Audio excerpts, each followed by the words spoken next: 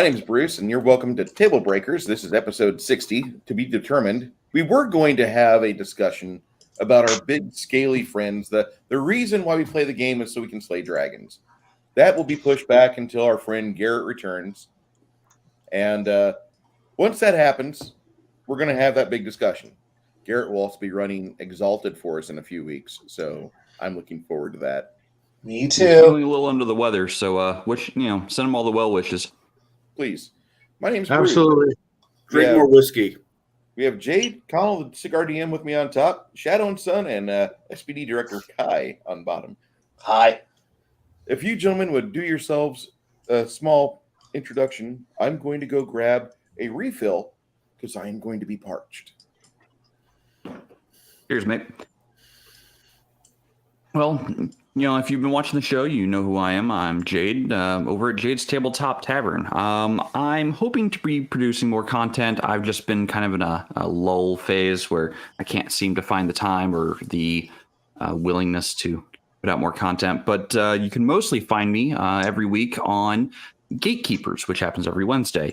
We discuss topics that are, gaming based, similar to this show, but we answer questions about gaming topics, hopefully with our panel giving answers that you can use in your game. Connell, off to you. My name is Connell, the Cigar DM. I have a little channel myself, the Cigar DM, which I will do hangouts with ... on random nights of the week. I am there with people such as Omanow, Shadow, not Sun, because normally past his bedtime. He is a young man and all. He needs his beauty sleep. And a few other people. But on our Sunday review show, we will be talking about nerd stuff or, things that we find interesting, and we'll do deep dives on them. This coming week, we are talking about the Tim Burton's Batman film. The Batman film that was before Batman Nipples. The Batman film that was before What the Fuck Was I Smoking? I'm past 30 seconds. The Batman film that had Batman kill a clown with TNT. That's right, Batman Returns. Christopher Walken's, Michelle Pfeiffer, Michael Keaton's, the best butler there ever was for Alfred, and a few other people also show. And that's what we're going to be talking this Sunday. So if you're not there at the same bat time at the same bat channel, I don't know what to tell you. Shadow?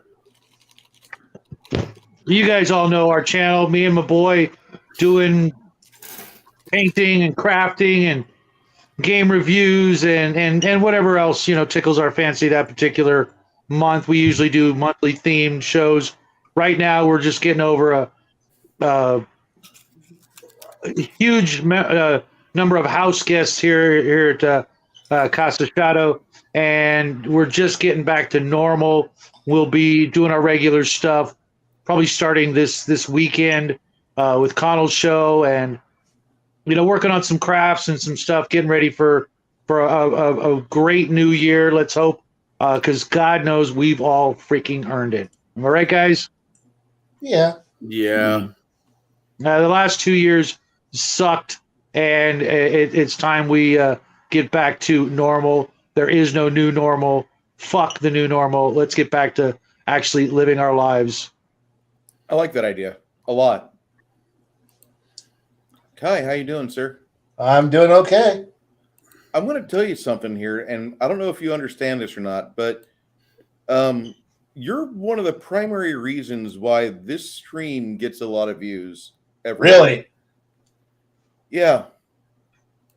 I honestly don't believe that, but okay. No, I got guys like Parrot Head and other moderators that as soon as you start to pull your chainsaw, no, I'm serious. As soon as you pull the cord, they're going to go out to Twitter, and if it's not in their Twitter posts, they're on a Twitter message thingy with 30 people. What happened? Okay. I didn't know that at all. This is the first I've ever heard this. I'm just telling you that, like, when we get Kai upset, that kind of shows some inspiration behind there. And I'm not saying that we need to have Angry Kai all the time, but I'm going to say that people love Saint Rant or Saint Kai of the Rant. And I'm not trying to tell you to be angry, but I'm going to tell you that be honest. That's all I am honest. And that's all I'll ever ask you to be. Right. Hey, want to say hi to our people in chat that have been in here.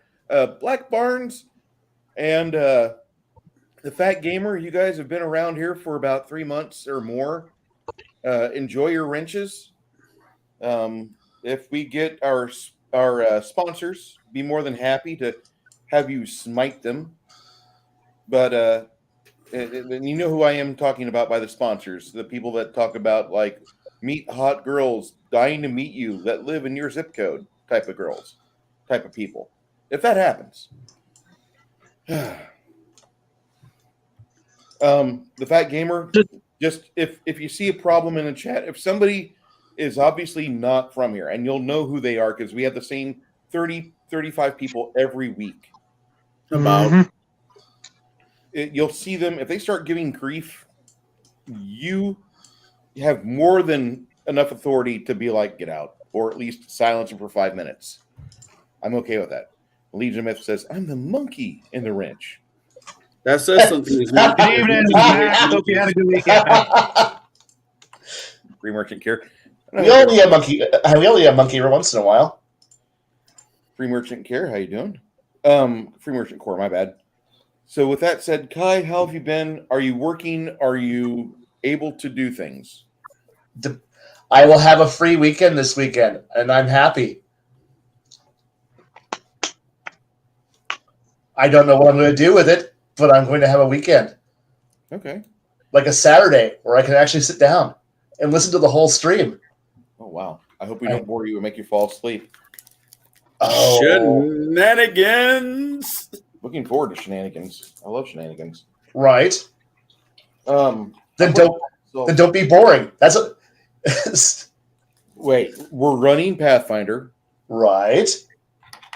Jade's over there just like He's screaming. muted. I mean, he last few times he tried to say something, he's rah rah rah, and all it's like watching the Charlie Brown, blah blah blah blah blah, just blah blah. No, I was saying the next person who says shenanigans, I'm gonna fucking pistol whip them personally. Hey, Shadow, what's that restaurant you like? You know where they wear goofy shit? What? I don't do restaurants. What are you talking about? Never mind. Fuck restaurants. I do the joke. I don't damn food. Thank you. Next time, if it goes that way, Kai, I What? I may have watched that movie once or twice. Hey, Farley, what's that restaurant you like where they wear buttons and stupid shit? What? Shenanigans? Ah! Oh, fuck this. Okay. So, with That is a great idea, Max. sounds like a great idea. I think I might do that Sunday morning. I might do that Sunday. Yeah, I just bought 1,000 rounds of 9mm. I don't even own a 9mm, so I'm kind of stocking up. Okay. It's a good There's thing to have. Outdoor archery range. No, I've got every other imaginable firearm. I always go bigger than 9mm. I want to learn archery so badly. Name the time and the place. We'll talk about it. Okay. Lesson one, Kai. Buy a bow. All right. So, I'll get on the topic later. I don't know If I can make a recommendation, Bear makes a really nice takedown bow, so you don't have to worry about it taking up a lot of space. I've got a 120-pound Bear bow, and it's freaking awesome. I have a Razorback PSE. Is it PSE or PSA? I think it's PSE. And then I've got like 3 crossbows. It's a breakdown recurve. I will talk to you all when we're not on stream. Yeah. Thank you. Bows are fun. Even my son has one, but he likes the crossbows better. It looks like somebody's retouched his Yeah, hold on. I got that dragon right here. Hold on. Yeah. It's not bad. No, it's not. Hold on. Let me show us, Connell. Yeah. Turn it from the other angle. Okay. Bulkammo.com is your friend. Yeah, I can't buy through the mail there, Max. Speaking of the mail, did you get anything special in the mail today there, Shadow? Neighbor's not home yet. Oh, rats. I mean, I did get a big fat check, but I know that wasn't from you.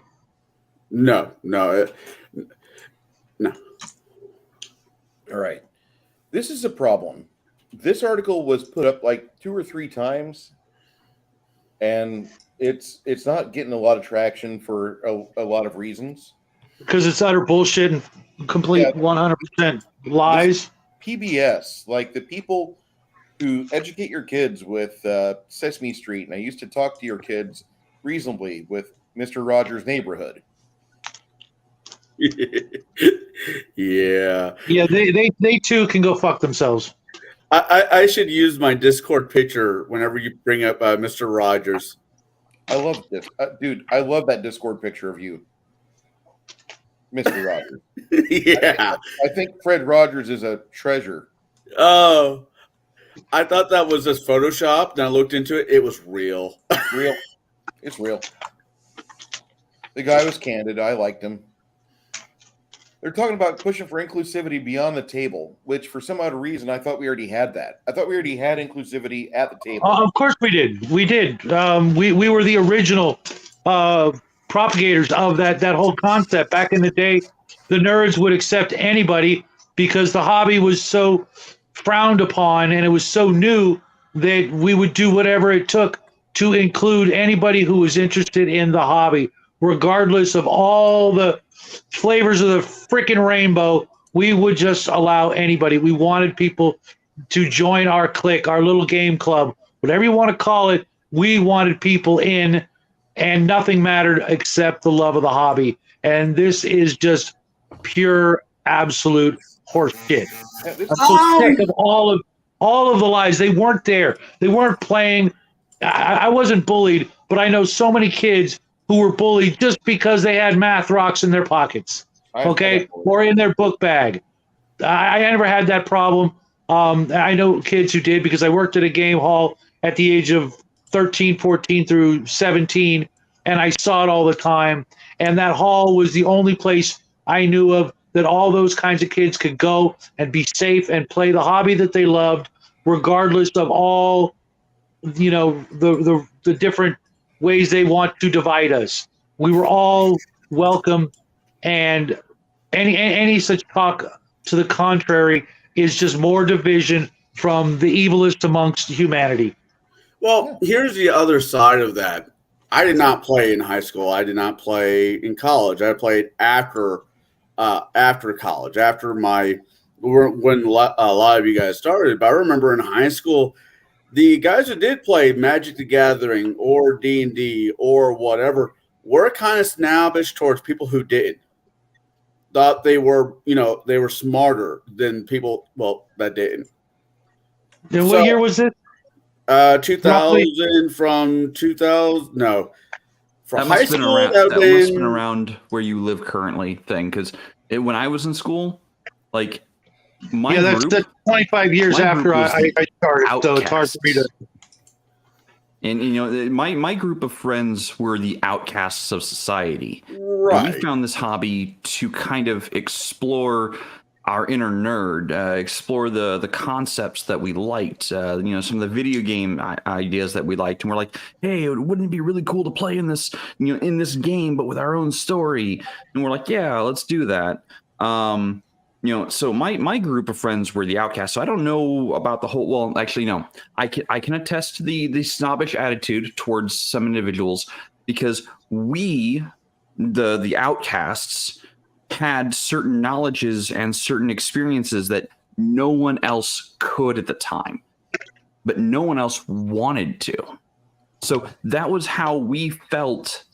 And I'm speaking generally here about the group of friends I had, and I could be off base, but for most of them, it was, something we shared that no one else had any idea about. And even though we would welcome other outcasts, to the group to play the game, there were certain concepts and certain stories and certain knowledges that we had that were like, yeah, we're going to lord it over the people who don't have those experiences, who don't have that knowledge. Why? Because fuck them.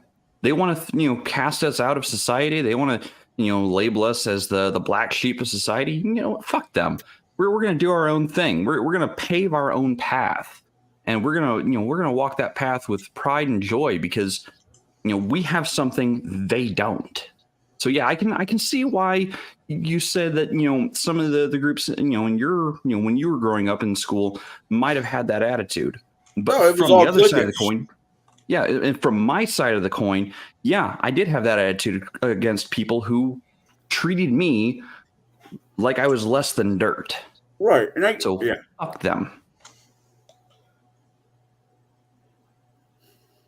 I just wanted to say that the first paragraph of this PBS article, PBS, by the way, they proudly hire at least bachelor level degree holders. Baccalaureates. But yet, they only have Stranger Things and an upcoming film called Honor Among Thieves mentioned. They neglect to mention the one thing that has helped propel Dungeons and Dragons into the geek chick vernacular, which would be Critical Role.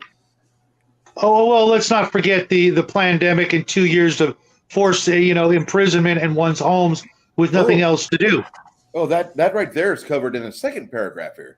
They saw a 31% increase in overall sales in 2020, 1/3 more than what they had beforehand. And then in 2022, they alone generated between $100 and $150 million. I think that's a low number. I personally think Dungeons and Dragons is probably about a $250,000 a year thing, but they don't want to report the actual numbers on it. Because if they reported everything they got off of back-end sales like drive-through, the marketplace, their own garbage website, if they got things from brick and mortar stores and they totaled it together, I think it should be closer to $250,000. That seems like an awfully low number for the most popular role-playing game in the world. Maybe I'm just talking out of my ass. But I believe this here. The hobby had over 2.6 billion in 2021. Because that phrase means so much to them, I'm never ever going to say that again.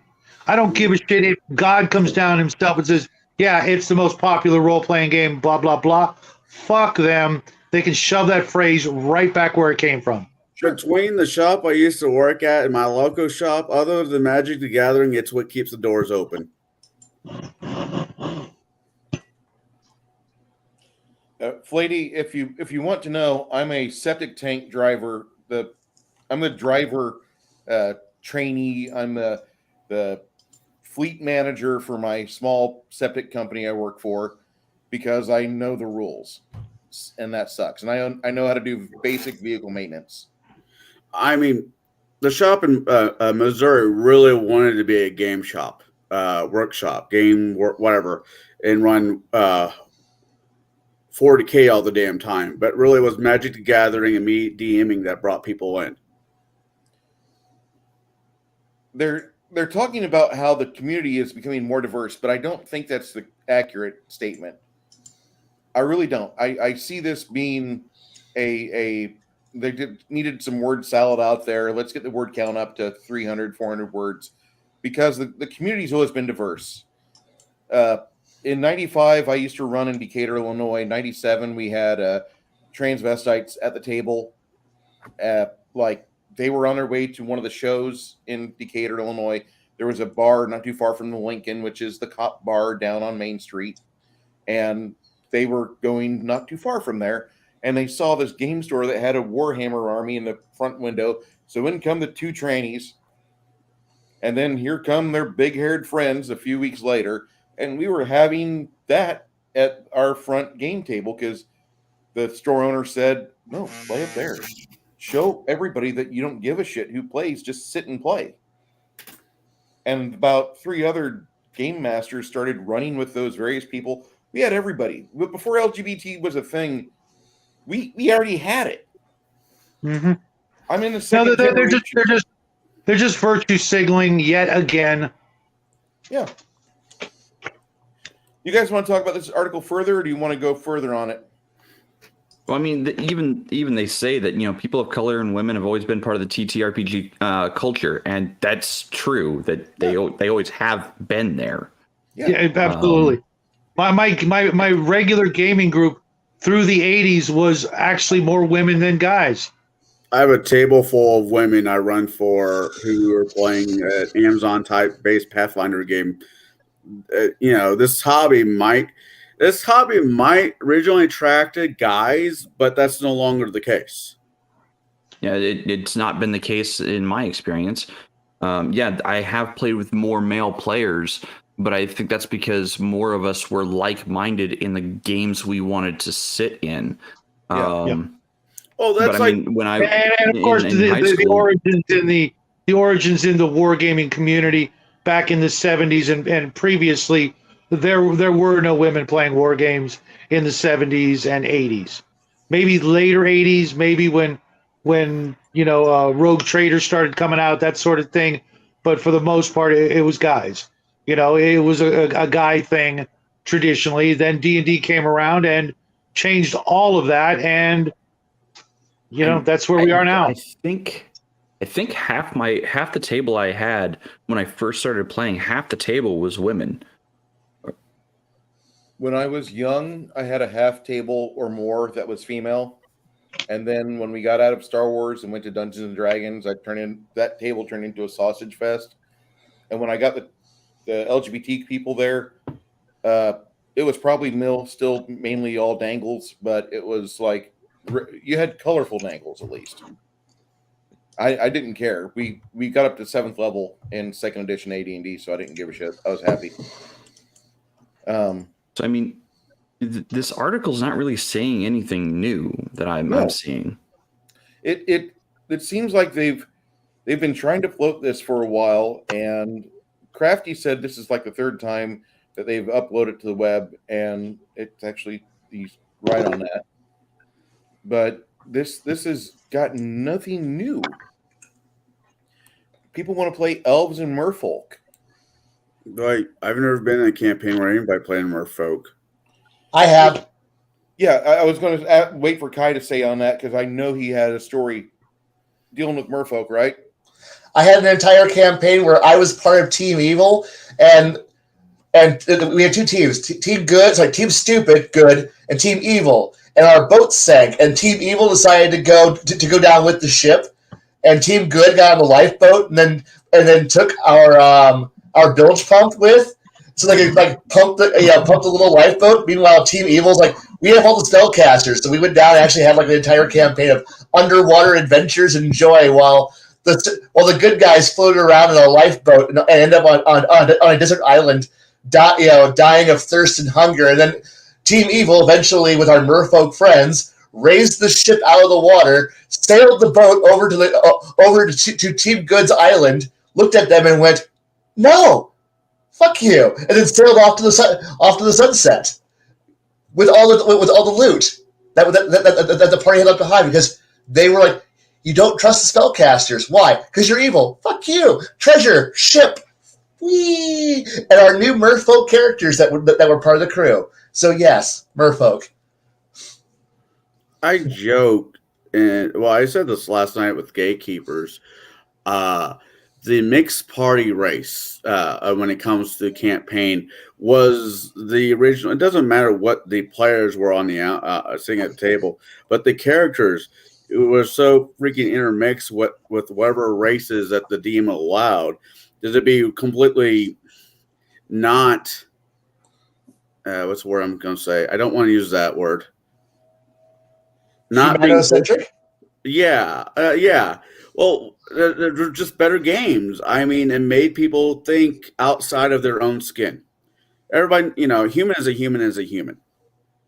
Despite what many of our viewers might think, personally, I totally agree. The fewer humans in the party, the better. I mean, I don't know about you guys, but I've played literally thousands of characters, and less than 10 of them have been non-human. And those are the characters I look forward to playing the most. Every human I've played has been, for the most part, fun. But every once in a while, you want to play something completely freaking alien to everything and stretch your role-playing muscles, as it were. Part of me wants to say I agree with this, but the other part of me is the humanity first mentality, and no. But don't get me wrong. Aliens start landing on Earth, I'll be the first to start shooting them. But until then, I wouldn't mind every once in a while being able to play something that's not another human, and I got to find yet another way to make it different than all the 1,000 other characters I've played, not including NPCs. I understand. I mean, as a GM, we have to play the part of a lot of NPCs. Well, sometimes actually playing helps us develop those talents and those skills to play the NPCs by having played real characters, especially when they're they have a little bit more than just the two dimensions: the barkeep, the blacksmith, the king, etc. Yeah, these guys might be in trouble. Yeah, I think Critical Role's on the chopping block. I really do. I just want to know what her Twitter had on there. It doesn't look like she's like super edgy or anything. She looks boring as hell, actually. Kind of an attractive woman, but we get 50 of those at the game store an hour on a Saturday. So they call her Celebrity Game Master because she's on Critical Role and Dimension 20, and she does a lot of stuff directly sponsored by the shitholes of the coast. And when she plays, she gravitates toward non-human characters. She's growing up and cultured as other on several axes of identity. Her brain defaults to that, and she's a member of the crap community because she wants to be part of the crap community. And I call it the crap community because they aren't happy with the normal crap. They have to be their own special crap. Fuck you and your special crap. The trauma attached to otherization is a fun opportunity to play. And what if being marked differently came with fun benefits? Well, that's why you pick elf, because you want to be good with, swords and magic and get a +2 to dex and intelligence. And you don't have time to go mining or worry about stuff because your day involves you drifting around in Reverie for 8 or 10 hours and debating magic with yourself and your other spirits, before you and such. That's just my own personal goal. If you play an elf, you're wanting to dabble in the things that you excel with, right? I don't know. Yeah. But she complains about monoculture very quickly on uncurated tables. I'm sorry, sweetie. We just watched a fucking marathon between Charles Bronson and Sylvester Stallone's Cobra. We want to play games where we saw cool shit. And I'm sorry if those guys were of mostly white skin color that you obviously can't identify with. You can't get an idea like, I wonder if I could think like he does. I wonder who the hell gave anyone the right to curate anybody else's table? That's the problem I have with this. Uncurated. Well, who the hell do they think they are? I dare them to come to my table. It breaks down to two. Is it a home game or is it a shop game? If it's a shop game, that is a break of WotC or whoever. They have to fall into that line. If it's a home game, then they can go fuck themselves. Well, okay. There are two different mentalities there. So yes, the store game. If you're playing at a store, if you're the game master at a store, and you are one of several game masters, and there are multiple people there to play the game at the store, you run for whoever is sitting at your table. Right. You don't you leave race, you leave gender identities, you leave all that stuff at the door. They are players at the table. first. That's what it should be. That's what it should That's be. what they always. That's how it's always been. If you are a game master at a actual gaming site at a gaming store, when you have them come to your table at the gaming store, they are players. Period. You leave everything else at the door. They are there to have a good time. Everyone is there to have a good time. So get rolling dice, get making characters, and have a great time. Leave all the other nonsense at the door. They're also customers who may buy other products. They absolutely could. But the concept there is you don't, if they come down, sit down at your table, you explain what you're running, you explain the game you're running, and they say, hey, this sounds fun, I want to be a part of it. The answer should be, yay, let's play. Cool. It shouldn't be, oh, I don't think I want you at my table. No, you make that determination after that game. It's like, hey, man, you're not really a great fit. Maybe this game would be better for you. Maybe this other table might be better for you. But you base that based on how they play the game, not who they are, not the color of their skin, not whatever their gender is. You don't base any of that on that. You base it on how they play the game. You may not be a good fit as a game master for that individual person, or that individual person may not be a good fit for your table. But there might be other game masters who would have a better fit for them, or they might have more fun with.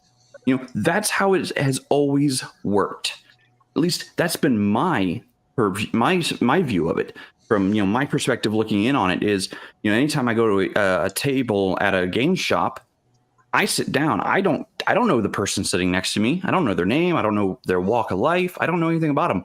But you know what? That doesn't matter. I'm there to have a good time, and if they're there to have a good time, and we can all work together to have a good time, awesome. That's the point. Like, it's not supposed to be about, oh, well, this person has to be this way, and you have to include them. No. Focus on having a good time first. Everything else comes later.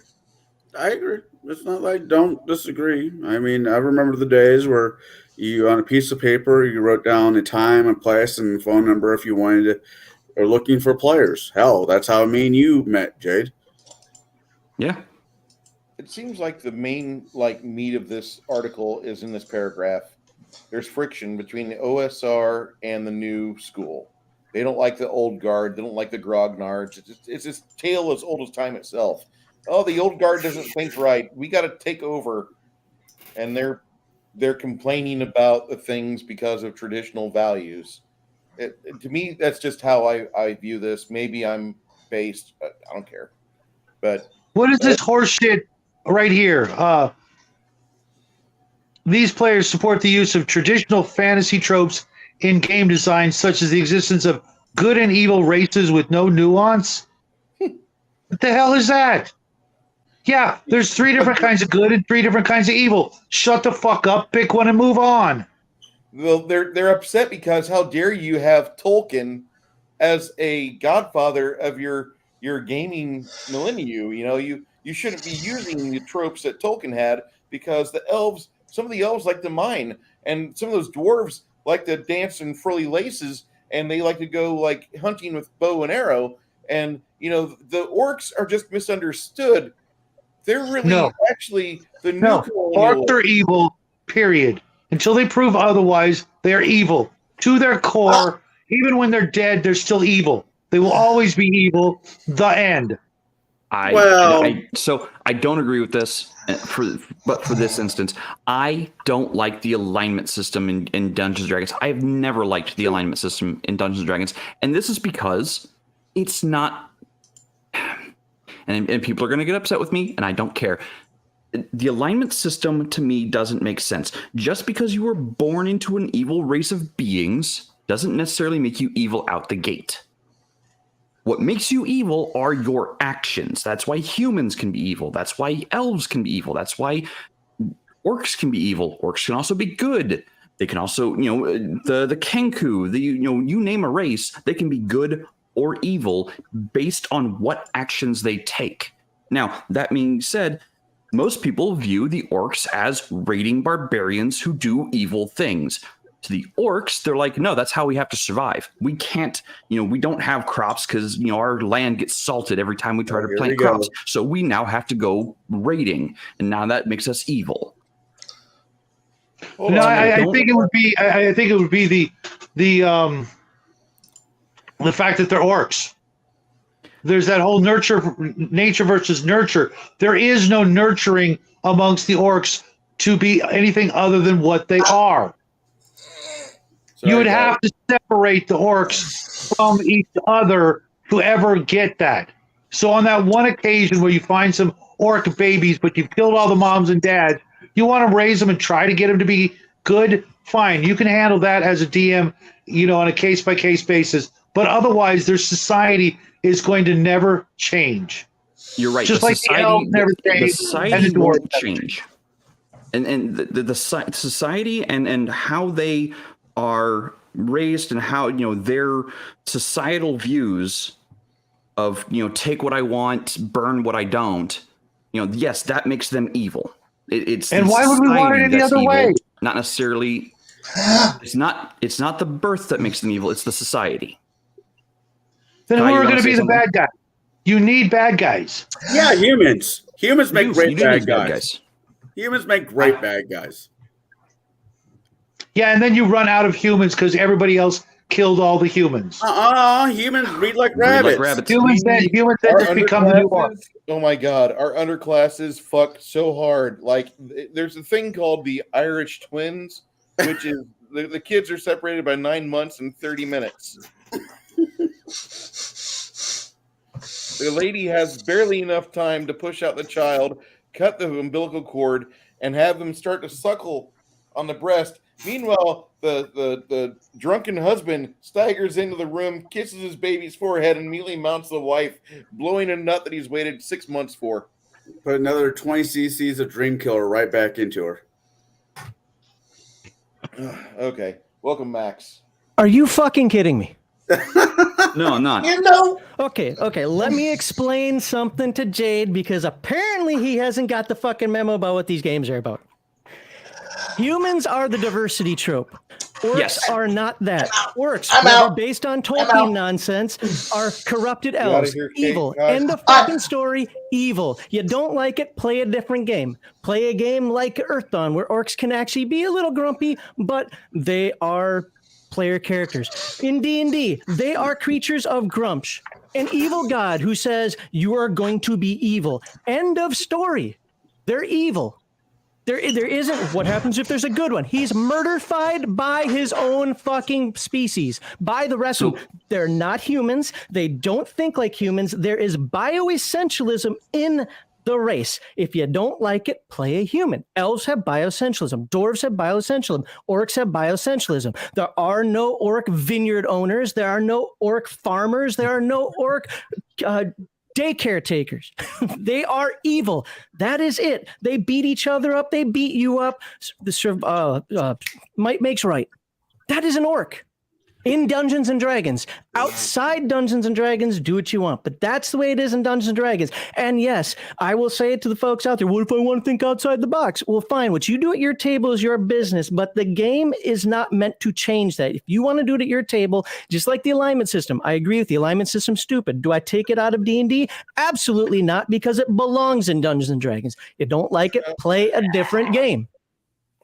Okay. Just to clarify something, if you don't like the alignment system that D&D has, but there's another alignment system that you guys like, and I've got a question. I want to ask this to both Jade and to Max. Sure. Would you guys be happy pulling in a superior alignment system to drop into your campaign? I already have. Okay. I already have. All right. At the table, your own personal table, yes. Changing the core of D&D, the tropes of D&D in the rule books, no. Actually, I find the Palladium alignment system to be completely superior and everything I want for an alignment system. If you're running a table at your own damn house. Yeah, exactly. if you're running a game at your own damn house and you're like, well, this is going to be 3.5 ketchup bottled with Pathfinder, but I really don't like the alignment, so I'm going to use a different alignment. You're already not playing Dungeons & Dragons, nor are you playing Pathfinder. You're playing a hybrid, which in the very early days of Pathfinder was supposed to be able to be played with 3.5 mechanics. Not so much later on, but definitely in the very beginning. They were still cross-able. At your own table, as long as you say it's my game and not making a fucking dime off the deal, unlike some people, who fucking cares?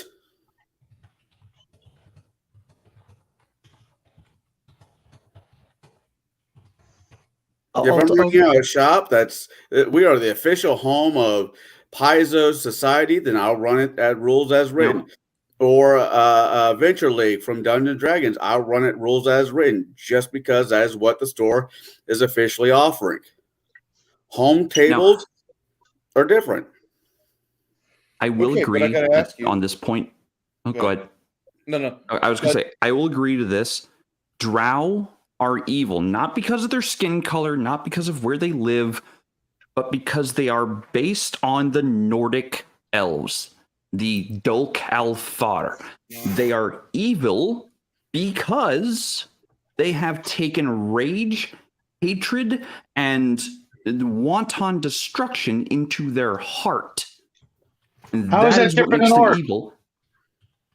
So, orcs are a derivative of drow, but they are so.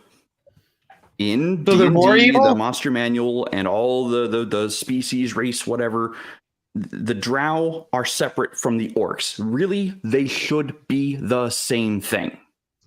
They're technically supposed to be. But you're using mythology thing. When Dungeons & Dragons is based off of Tolkienism. No matter how many people want to say that it isn't, it is. It is. I know his stuff off of mythology. Okay, very loosely based on mythology. Some terms, yes, but where do you find orcs in mythology? Find ogres. Or he based it on Asian.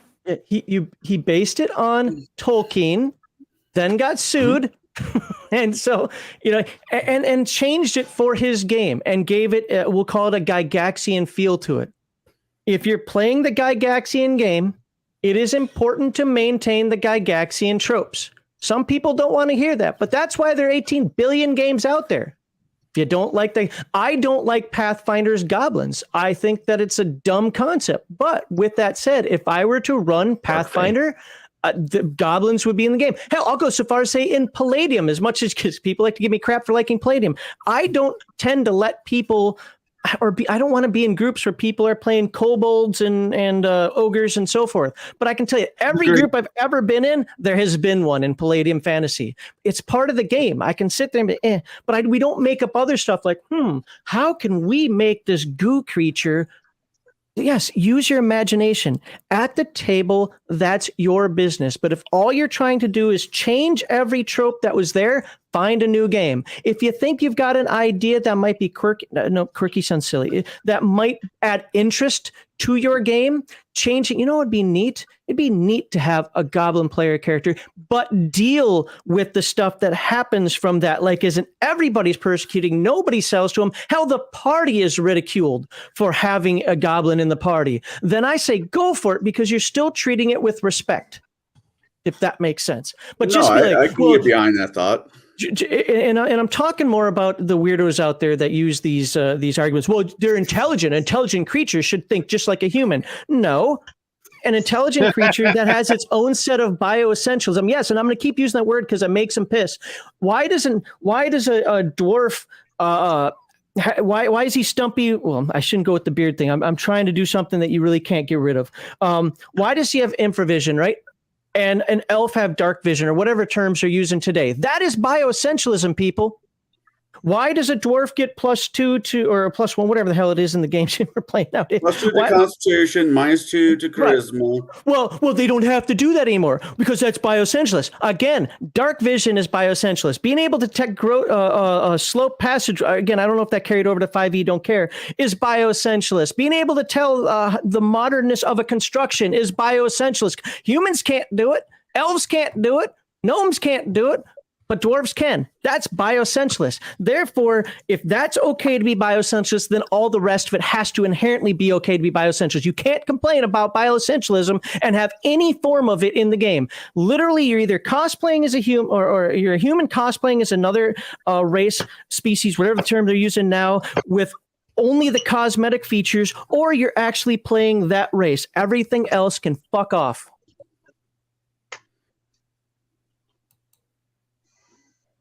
Okay.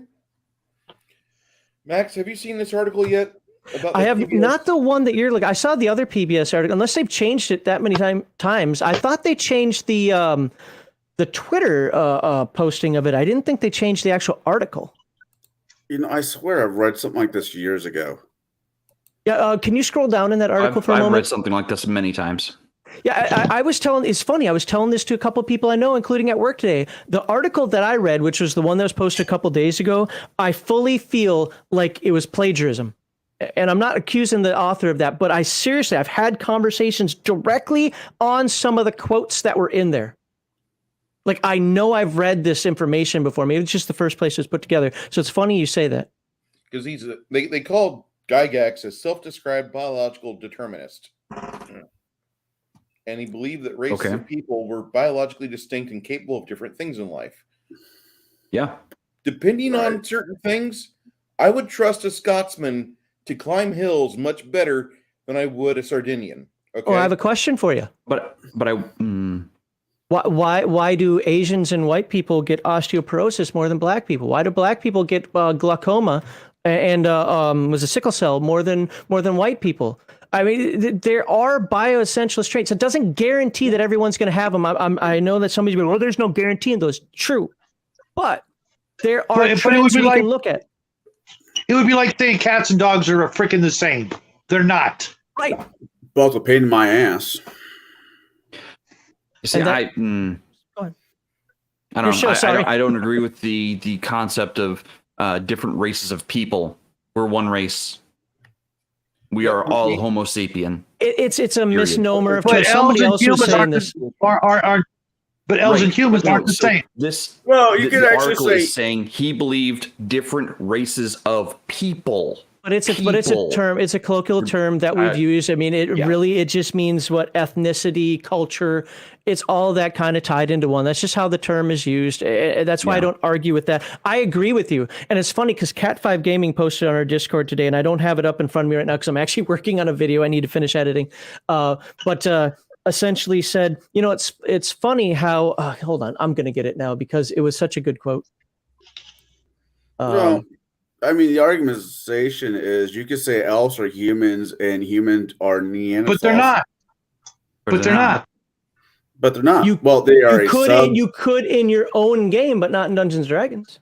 Oh, as long as you put Dungeons & Dragons in front of it, it is rules as written if that's the way you want to run it. And I get that. I'm not going to argue that point. But I wouldn't even say it's rules as written because you can do certain things with orcs and elves. Do you want your orcs just to thing as rules as written? Right. According to AD&D, the afterword, almost word for word, except for the little bit of editing Max and I agree on, it tells you there is no such thing as rules as written. Use what you want, discard the rest. The end. Didn't Gygax go back on that and say he wants it run a certain way? No, he had his preference. Like he hated wizards. At least that, according to folks. I can't find this thing, and I don't want to go digging for it. But essentially, her comment was, "It's funny how." And I'm gonna mess this up. Hold on, I gotta find it now. Well, I mean, so I guess with the different additions to the game, is what people are having problems with, like the whole not the demi-humans, and that concept. Like, I don't consider like halflings or elves or the other species or races of beings as being human in any way, shape, or form. They might be humanoid, right, in general, which is another good term, by the way. Yeah, they are bipedal. I would not call them demi-humans because they're not human, period. So, I don't know, these terms that people keep throwing at, these different races in D&D. One, they're made up races. They don't actually exist. Right. So They therefore, the just don't. setting/game takes precedence. And let me read this because somebody's going to use that against me, and I want them to because it's actually a very valid and good argument. What about Dark Sun halflings versus the rest of D&D halflings? I get what you're saying, but here, let me. So Cat5 Gaming on my Discord said, when I think about all the bullshit that PBS was spewing and really look at the implications and how it plays into other claims, I finally understand. All humans in D&D are equal and have no racial factors. Therefore, humans are white people. And that's why orcs and shit have been labeled as black, because D&D chose not to depict racial inequality between humans, because that's white, apparently. Therefore, non-humans must represent non-white people because they're the quote-unquote other. Holy F, that's even more batshit insane as I actually spell it out than what's being said here. My response was, it's interesting you typed that. From another perspective, seeing all people as equal is the new crime. We never saw it in terms of modern diversity. We just knew that humans could do anything. It didn't matter which land, kingdom, or ethos that person came from. This goes hand in glove with how growing up, we were told, and I think you guys probably were the same, to see the person and not the person's race or color. Now we're told it's racist not to see race and color. They're flipping the script. Because it's their agenda. So by using that statement, Pathfinder, it has humans in Pathfinder, but humans in Pathfinder are regional. Not one human looks exactly like the next. But it's not. But are the attributes different? And I'll tell you right now, second edition did some of that where humans' attributes were different. We said no to that. Like, no, humans are humans. Actually, with the first release of Pathfinder's World for Galarian, in the 3.5 days, there was some articles that were out there that you could pick certain subraces of human, and you would get different boosters to your ability scores. You'd have certain skills that were class skills. To me, that's people who don't understand how ability scores are supposed to work. Having different minimums and maximum, like different minimum, like, hey, you're not going to be a Scotsman without having at least a 6 strength or something like that. I could get whatever. I mean, I'm just throwing a number out there, whatever. But to say that, now you can biologically be stronger than every other human on the planet with a 19, I don't agree with that. That's where the traits. That's what made the traits interesting, because you had personality, region, religion.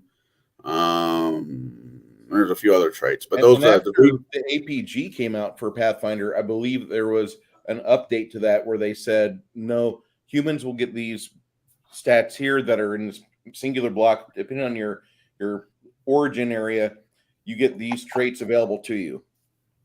And then they went further on the traits in the book Ultimate Campaign. And Omanol is right. Setting matters. Setting trumps game. And this is why, if Jade, if you were to make a setting where your game, and you're like, hey, orcs in my game are more like, we'll just say World of Warcraft orcs. They're intelligent. They can do other things. In fact, they were here first. Humans came in and messed up the lands. I would say, oh, neat. But for the folks out there who are just like, well, an orc is intelligent, it should be able to do anything a human can do. No, you don't get it. That's the thing, you don't get it. And just so everybody's clear, I wasn't yelling at Jade earlier. I was yelling at his concept, but it was great that he brought that up. And I was like, no. Sorry that Kai had to leave, but he's been doing a lot of that lately. I don't mind the argument of and someone saying, no, I think you're wrong. That's fine. You can think I'm wrong. And if I was to play a Greyhawk game, no, all orcs are evil because they all worship Grummash. Period. Yep. Because they must. Mm-hmm. That is Greyhawk. That is not Forgotten Realms. That's not Dark Sun. That is specific to Greyhawk, because that is the Greyhawk deities. I don't run Greyhawk. Sure. I've never really liked Greyhawk. And people might think I'm wrong for not liking Greyhawk, and that's fine. I don't really care. I run my own pantheon, my own world. And my orcs, while being mostly evil because of their actions, not their worship, they don't have to be evil.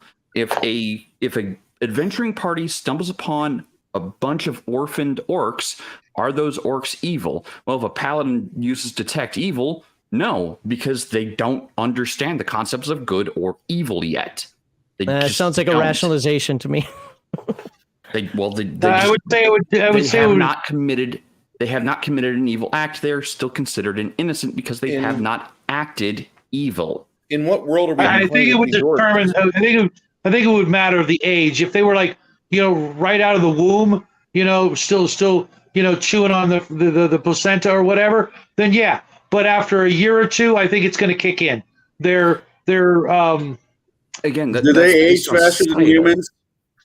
Their racial memories would kick in. They used to mature at age 12 to 15. What is the age of God? But here, all of us right now, I think, are trying to put too much real world into this. What is the psychology? What is the ethos? No, it's a game. They're evil. Treat it as a game. Are we playing this in Eberron or in Greyhawk? Because if Shadow's playing a paladin in Greyhawk, and I tell Shadow, hey, you stumble across 5 women that are chained up to a wall, and there's little orc babies that have just came out of their wombs. Gross. And he'd be like, whack, whack, whack, whack, whack, whack, whack. And St. Cuthbert would smile upon him. Because those orcs are going to be evil. Those half-orcs are going to be evil. They're bad. They're getting ready to chew their moms apart. However, if we're playing an Eberron where everything is shiny, happy people and magic abounds, and you fart and a meteor storm happens in China or something, okay, there's some orcs you discover. Oh my God, we better rescue them and take them to the orphanage and let the maids of Saint Smiley Face take care of them and make them into neutral good fucking Jedi. Do you guys watch Rick and Morty? Yes, I don't. Okay. So Rick and Morty season 1 had an episode where Morty, impregnated a robot. A sex bot? Yes. So you know what episode I'm talking about? Yes. No matter how much Morty tried to turn that monster creature into something productive, it's still, what was its first words? Death, damnation. Yeah. The bioessentialism will kick in. There was nothing Morty could do. Now, yes, you could say, well, what about the post credits? Okay, that was funny, but ultimately, what that creature was doing was just responding to its nature. No matter how much he wanted to play Empty Hands or whatever the hell that little song was, it's just the way the creature is. So bringing an orc to an orphanage to have it raised by humans so it could learn just won't work, because it will be the bully and it will kick people around. And the more it gets punished, the more confused it's going to get, and the more it's going to lash out and break shit. It's just an orc. It has to. Well, in second edition, they say it has to expand. First edition, it's an evil god that controls it. Whatever. It's going to do that. It's not going to sit there and be contemplative like, maybe if I got a job. If it did that, then it's basically just back to being human again in a funny skin suit. Yeah, I see what you're saying there. Yeah. I mean, God, I would love to play. I'm sorry, I'm still got hang up on St. Cuthbert. I'd love to be a paladin underneath them. Oh my God, I would have so much fun. What? You saw a French right? I can kill you. What?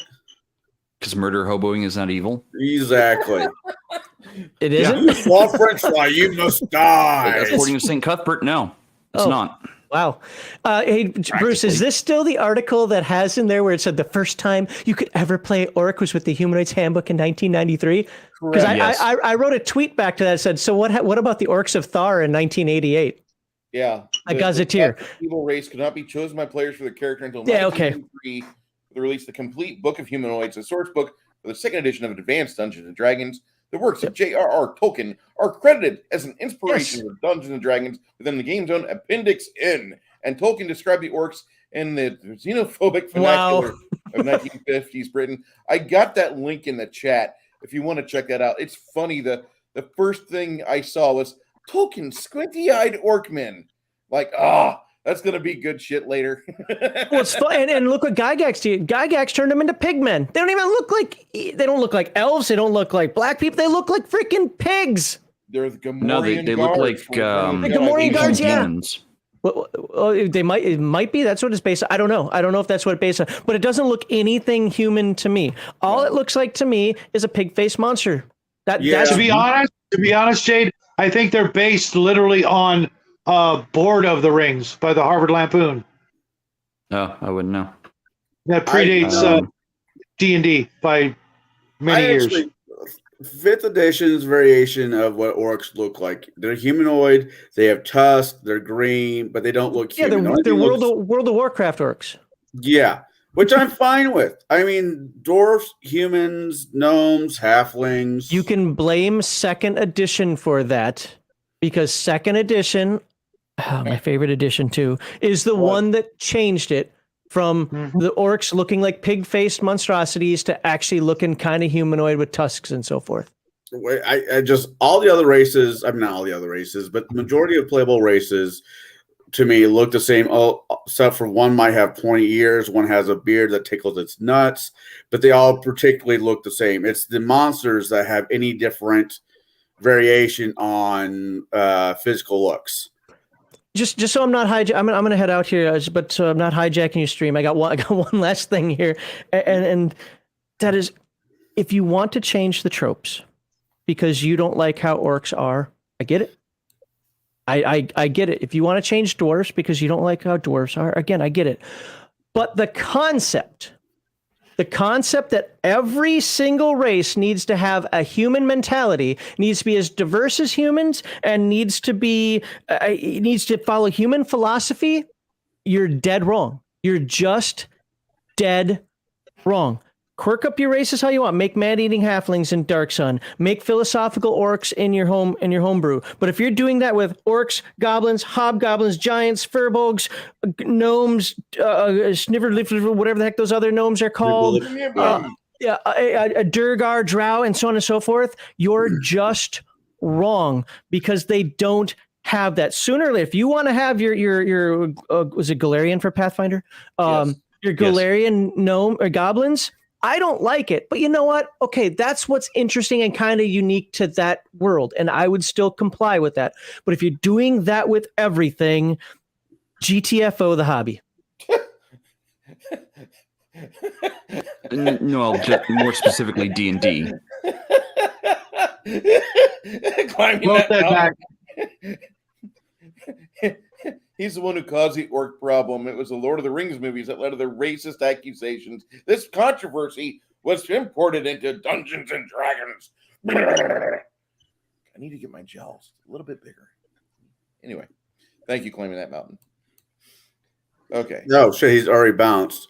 I was about to say, Take thanks care, for Max. showing up. See you Either way, Friday. thanks for showing up, Max. Kai, it's now safe to come back if you want. Kai's in the middle of a really good game, actually. I'm not gonna. I mean, he's got a link if he wants to, but me and him will probably do a stream later on this weekend anyway. But because I want to hear his thoughts on this. But this article right here, for any content creators that are out there, if you want to boost your numbers, just use this article because you have all the hyperlinks to all the edgy boy places for your problems with Dungeons and Dragons, the world's most popular role-playing game. I swear to God, the more I say that, the more I'm going to sound like Corky from Life Goes On. And fuck you, Watsy, you piece of shit. What I Bruce, don't understand. Bruce, just say no. I'm never going to say it again. Okay. No. I'm going to keep saying it. I'm just going to come out more and more retarded like everything they print. Go ahead, Jade. What I really don't understand is why anyone would want to play an orc. Like that's the part. That's the thing I have trouble with. Is why would anyone actually want to play an orc? Why would anyone want to play a goblin? Why would anyone want to play these other beings? Is it because they're trying to game the system to get better stats? Is it? I can explain it really easily. The same reason people go to Star Trek cons dressed as Klingons. Whoa. It's the same kind of people. Whoa. If you said Star Trek cons and said the Borg, I would understand that. The Klingon are very rich. I can't do this with a straight face. It's really, I'm not saying it's anything other than wanting to be different in the most aggressive way possible. I like the Klingons. That's only what I play. So do I. So do I. Our good friend Well, I mean, Nathan. Klingons are the Vikings of Star Trek. They're the Viking people of I Star Trek. was But thinking if you look at them, Germans. if you look at them with the new, next generation, cranial appliances and that sort of thing, because in the original series they just were humans. They were Puerto Rican. Okay, and then they went to the appliances and the head ridges and all that crap. It's the same kind of. They want to be different, as aggressive as possible, and even to the point of being aggressive and non-human looking. Well, Whatever that fetish you want to call that, it's just that. Okay, look at all the people who want to, have their ears done to make them pointy and dress in pastels. It's just the opposite of that, right? Because there are people out there who've had the surgery, their ears are now pointed, and they're vegan to get as skinny as possible and dress like elves.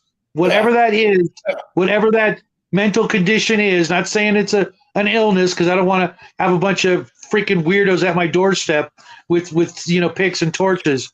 But it's whatever that phenomena is. It's just the opposite. They're just two spectrums of that same phenomena in humanity. Okay, hold on. All right. The more I have no problem with if I'm running something that allows half orcs, fine, whatever. And the reason why people would have this is if you've been gaming for a while, 10 to 1, you've gone through the list. You've gone through the acceptable playable list of the list. Exactly what I was saying earlier. Right. So finally the gate opens and you can play Goblin. Well, I've never got to play Goblin before. What is this like? It's not even a number thing. It's an experience thing. So wait, you never played Weedy Goblins?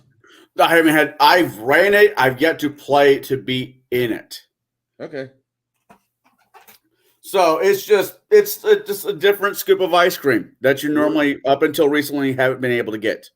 See, I'm going to need to, if I ever really wanted to run Weeby Goblins right, I need to go to Philadelphia to the homeless side of it and just find a bunch of fentanyl people and put them at the table and try to have a recreation of St. Floyd or something. Oh, good Lord. Because that's how the goblins come off me. Like they're fucking drug-addled, kleptomanic. They're fey. Not fey in this, but yeah, they're fey. They're weird. And They're fey creatures. I don't allow them. Period. I'd rather deal with goblins than red caps. I have Weeby Goblins. I've got all 4 of the Weeby Goblins. And I deleted the files as soon as I got them from Humble Bundle. I won't run it. Period. I don't agree with the concept of goblins. Goblins are fey. And that's the other aspect is, if people are wanting to play these races, these other, races of beings, but they want to play it with a human perspective, one, they're wrong because they're playing the race with a human perspective. They're not doing any research on the cultural aspects of those races. That's one of the biggest issues I've had with people going, oh, I want to play an orc. Oh, I want to play a red cap. Well, no, fuck you. You don't understand the stories of red caps. You're doing it for a mechanical advantage. That's it. You're a murder hobo. Get the fuck out of my game. If somebody came up to my game and was like, I want to play Goblin, I'm like, why? Because I have a 4-year-old child that gets into everything and wrecks my house, and I just want to recreate that for your game. I'm like, fuck off, but sure, why not? Because to me, a Goblin, his mentality is no more older than a 4-year-old, just he's hungry all the damn time. Not really a 4-year-old, but more like a 4-year-old Chihuahua that found your bad skunkweed stash. And now he's going through that pantry of yours where you had all the little fun bags of Doritos. And soon he's going to get into the other things bag that you don't want him to get into, like your large 50-pound bags of rice and beans that you were going to use for the, your prepper stuff. Gobbers from Iron Kingdoms. Oh, God. No, I fucking hate gobbers. God, I hate gobbers. Didn't somebody play one? They are basically the first attempt at goblins as a playable race. And Didn't I we have absolutely somebody at hate your the table goblins. play one? No, I told them no. That's right. I remember that guy. I also told them no to Trollkin. What was the one he was playing that fed the party? I don't know. I have a history of feeding people things that they should not eat in my campaigns. Yeah, well, about that, no. So Wizards of the Coast, they got upset, and so PBS put this thing in there how Wizards of the Coast put a statement out there, and they wanted everybody to feel happy at their tables, have a safe space. Paizo did that once. That caused me to burn a book of theirs. Trammel. Here's the thing, though. A gaming table, using this term, should be a safe place. A place where a person can sit down, roll dice, forget about the real world for X amount of hours and have fun. That should be the idea of a safe place, not somewhere where people are going to hold your hands and tell you the world's going to get better. No, a place that you can sit down, hang out with people you enjoy, and roll some dice, or just do straight role playing. That should be a safe place. Do you disagree? I don't disagree with that. Within reason. Safe from some things, but not safe from others. If I'm running out of a shop and I say I'll run for like 10-year-olds, 10, 11, 13-year-olds, I'll have a game just for them, a kid-friendly game. My table should be a safe place for those kids. Absolutely. If not, you should go to jail. Well, that's not exactly the way I meant it, but I see where you're going. Yeah, you traumatize my kid in any way, shape, or form, we're going to have more than words, period. You live in California. That's traumatizing enough. We're going to all play Hadozi, and we're going to escape from a dungeon in a black box D&D game. What they say, those games can't hurt you.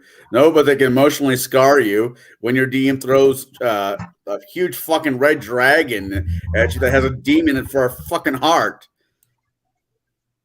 Oh, you didn't enjoy that? Oh, I enjoyed the fuck of it, but every once in a while when somebody says that bitch's name, I'm like, God, no. So they're back to giant ant. So this is the greatest article ever written, because it's not really written, but it's more like my version of like my RPG that I'm going to design for you guys. It's going to be like the best of rules all assembled in one document, and somehow it'll work, and I'll show you how in a month or two. But this article is like all the shitty articles that have been written about the RP community, and they piled it all in this World Salad dialogue here. And if you need links, they've got links. If you need like somebody snap their fingers, like, remember that one article where some idiot said this? It's in this article. PBS assembled it all. I'm bookmarking this. You guys, when I have a bad day, we're going back to this article and talking about it, because this is like what's that fucker's name? Dr. Drew Pinsky version of being a doctor. This is so wrong, it's off the fucking charts. This whole article is just rinse, lather, repeat of shit that we've seen for the last year and a half. Man, we have nothing else to produce. D&D is still a hot topic, like it or not. It is one of the top 5 games out on the market for people to play. And everybody on Twitter is going crazy about it, one direction or the other. Sure, let's not write another fucking article the same that sounds like the other article that's already been pumped out. And this is also why I don't run strictly D&D either. I run system agnostic for the most part. I don't really care for specifically Dungeons and Dragons material. Yes, I will run on the cover Dungeons and Dragons classes, abilities, and whatnot, but it is always my own setting. I never run pre-made settings ever for various reasons. There are certain aspects of the pre-made settings that I just like, nope, don't care for that. Jade, well, what's the point of? Go ahead. Well, I mean that's the point of being a dungeon master, is to make your own freaking world. Period. Yep. Otherwise, you should just rotate who's dungeon master. And there's nothing wrong with rotating of the dungeon master. If you got a solid group, because a solid group. But if you're going to run in someone else, if you're going to run in someone else's world always and never your own, leave it up to somebody else. Yeah, I don't know, man, because when I first read the original Deadlands book, Deadlands was great because you had your anti-political stance, you had your unify the country stance, you had your Confederacy stance, you had the pro-engine agenda, because at the time that's what they called them, engines. It was a very well-defined book that had all the various things going wrong with America if you added magic to the colonial 1840s to 1880s time frame, and it was fun. Now, agreed. I mean, I will run Mutant Chronicles and Arduin, both not my IPs, not my creations, but I'm only going to grab crap from that and bring it over to my own world eventually. It may not be now, right now. It may be a year or two down the road because I'm, at a creative slump. I'm having writer's block or something like that. But eventually, I want to get back to my own world. No matter how good somebody else's world is, I'm not in complete control. Well, after I running, don't know if somebody makes a world and they say, and I'm not going to use Forgotten Realms in this instance because Forgotten Realms was never really a big world. It was a nice set of maps, but they left only a couple places to where you could make your own thing, and everything else was detailed. No, you can't run in Cormyr. You got to deal with King of Zaun. No, you can't do the Moonshae Isles there. You have Great Britain over there, and so you have that. But with games like the game I'm running for Frog God Games, the Lost Lands. The Lost Lands has 50-mile hexes, and very, very rarely do you have any details on anything in those hexes in the books or in the canon. So there's enough space for you to put whatever you want there and make it yours. And that, I think, is a difference in the mindset of the guys who are doing cartography for a game, and they're like, I want this game to grow. I want this game to be filled with really cool stuff, and the gamer's going to populate it. They're going to do it their own tables. I think you need to have that. If not, you've got Greyhawk, which is basically you're adventuring around the size of Rhode Island. Have you ever looked at the Greyhawk map? It's not big. Yeah. No, I haven't. Greyhawk. It just makes me miss my heavy metal magazines. I love heavy metal. Okay. So they throw some things in there in Monty Cook. Monty Cook's a stellar designer. Never watch him live stream. As much as I love certain people designing great books, and when I say that, I'm going to reference Troll Lord Games, who recently got picked on Twitter. We could discuss that tonight too. This is one of the greatest sci-fi books I've ever read. I've read it cover to cover. I need to go through it a couple more times. This is great. But watching some of the Troll Lord people run a live stream game, I was a little disappointed because I heard a lot of let me look this up. And it was like they were not really lifetime GMs like Kai or Shadow. And I say those guys' names because they've gamed for over 20 years. They've ran tables for over 20 years. If you have Kai run a game for you, you are going to have an interesting experience because he's not going to be off of his A game. He's going to be there making sure that you're getting almost overwhelmed with information, if not conflict. Shadow's going to be kind of the same way. He's going to talk to you more about the history and give you opportunities to find your own way in that world. But people that have been gaming for 20, 25 years have a level of mastery of the game and how to run a table. And it felt like Troll Lord's ladies that I watched her run, she'd only done it for like maybe a year or two. And she was enthusiastic. That's great. But her preparedness level was really far down. And that's coming from a guy that runs Pathfinder. This article is a absolute hodgepodge of ideas. Like there's no one consistent idea because they go from the whole racism and safe space stuff to then under monetization, then to something about homebrew. It's like, can I get like one consistent theme here other than the fact that it's supposed to be about just Dungeons and Dragons? This is like a poorly aimed shotgun blast from like 75 yards away. and they just kind of got all over. I do want to say though, it's just every hot button topic for what the God, I can't remember the phrase now. Never mind. I don't agree that it's a hit piece, Cal. I don't agree that it's a hit piece because they're trying to chalk up the new Dungeons and Dragons, the new WotC of being inclusive and being awesome for the community and whatnot. That's the phrase I was looking for. And I'm like, okay, that's cool and all. They're trying to get their product out. They're trying to make money. I get it. They're a company. They need to make money to pay their employees, just like any other company. I get it. But like this article it's not really a hit piece. It's just all over the place. Well, all over. They have factual information. They do have factual information, so I can't call it bullshit.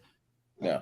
But I can't say it's consistent. Like it's just all over the place. It meanders from topic to topic about D&D. I'm like, I don't get it. Is this about D&D? Is it about strengths of D&D, weaknesses of D&D? Is it about specific elements of D&D? No, it's a meandering of a bunch of different topics. So as I said earlier, I wonder if this is just one of those pieces. All right, I have to throw something at my editor. I'm just going to take a bunch of different thoughts and throw it in a blender and blah. Yeah, this feels like it's a blended topic. This is a bad blended topic, a bad pastiche. They're talking about Coyote and Crow, and they say we've got $1 million on Kickstarter to have Native American people write a Native American centric RPG. Which, that's great. That's awesome. I mean, sure. and I might play it. There's a place for that. I know some people up in Dallas. They have their own. If elves had elven tribes and the human race wasn't born yet, what would the world be like? What would the game be like? And they have a game for that. I'm working on something of my own. I'm working on a Bronze Era game where there is just one race of beings that will eventually become the other race of beings. But, they are different tribes, sects, and clans all across the world. This is hilarious. He sees the growth and popularity of actual plays as a first step to growing diversity within the hobby. That's awesome. Then he says this, which is, unfortunately, there hasn't been any breakthrough show yet that has displayed the kind of diversity I want to see. Don't get me wrong. There's a lot of good actual plays out there with a lot of great folks, but none of them have broken through in a way that I want to see them break through yet. That is part of the dominance of this bland-ass game. And, I want to go back to the chick from Critical Role that identifies as anything but a white male. The girl that plays for Zero Dimension or Dimension Zero, whatever it is. Is she not diverse for you? It's Dimension 20. I think is what you're talking about. Yeah. The blonde on there. No, she's not I know who you're talking about. Hawk. She's a person. There's the animated. There's the animated series that came out on Amazon that was based off Critical Role. It was a lot of the people I know who've seen it absolutely love it more. They love the show more than they like 5th edition, which is fine. I get that. I've heard that so many times. Season 2 is about ready to drop. So fuck this guy. I mean, it says there's nothing entertaining out that has anything to do with Dungeons and Dragons. That show is loosely, and I say loosely, Dungeons and Dragons. Vic Minoja. Yeah, I love Vic. He's a hell of an actor. He's a good director. He's good with scripts. He's a hell of a voice actor. Cynthia Williams described Dungeons and Dragons as undermonetized, which they are getting ready to fix in the 1.1 drop of the OGL. I don't understand how that's going to help them. How is undermonetized anything but good for the mass majority of players out there? The more you monetize something, the more people are going to go, nope, I'm out. Yeah. Well, what do we care? What do we care what the companies make? That's technically Why would we not care? That's technically not entirely true. Look at Magic the Gathering. You have cards out there that are worth buku bucks. And there's still people out there buying them by sets, buying them by fours. But the company that made the game is not getting that money. No, they're not. They're not. This is great. So if I took a Black Lotus out of my collection today and sold it, is WotC going to get any of that money? No. Nor should they. Nor should they. They made their money, and now they're actually trying to reprint them to screw over people like collectors because they want that money instead and think, oh, collectors shouldn't be getting that money. We should. Let's find a way to lower the value of the originals by reprinting new ones so that nobody wants them anymore, and thus screwing a bunch of collectors who did the hard work of hanging on to them, keeping them in good condition, saving them instead of trading them or selling them. I got a cousin who realized how popular the game was going to be back in the day, and he stopped alpha and beta, and he's been living off of it. But the fact that they want that money for themselves now is one more reason to hate them. Good God. I don't hate them in the pretense that they're just making money. Just because they're doing it doesn't mean they have to get my money. That imagine. No, but they're trying to get other people's money and horn in on the collector market and destroy said market by preventing people from collecting. There's a sucker born every day. Absolutely. This is hilarious. The imaginative freedom is what gives minorities and marginalized people the opportunity to build worlds that center their own stories on a community level. This creativity can be seen in the proliferation of homebrew games made by fans who customize the settings, characters, and rules of published systems to their liking. Like they didn't have that ability since day one. This is brand new. Every single in the 5th edition. Oh, bullshit. That's what we've always done. Everybody's had the opportunity to do that. Were they inclined to pick up a book and some graph paper and get to work? As if this is a brand new concept that suddenly these people, oh my gosh, we can do it too. Yeah, you've always been able to do it. This is what is it, the soft racism of low expectations? Yes. No, anybody who wants to, like I said, pick up a book, pick up some paper, grab your pen, and start getting to work. You've always had the opportunity to do this. To think that you've never had that until they came along, like they're your freaking saviors, I think not. It was only a time. It was legitimately only a matter of time before they figured out how to do loot boxes in these kind of games, because they've been doing it in video games for the last pay to win theory's been going on last 10 years, 15 years, it feels like. So the lady who's a person of color and not a white man, she wraps up this article as a black woman and queer. If I had to throw away every piece of fiction that did any of my identities dirty, I would have nothing to do but sit quietly in a room. Like, if you feel that pathetically marginalized, there's your chair.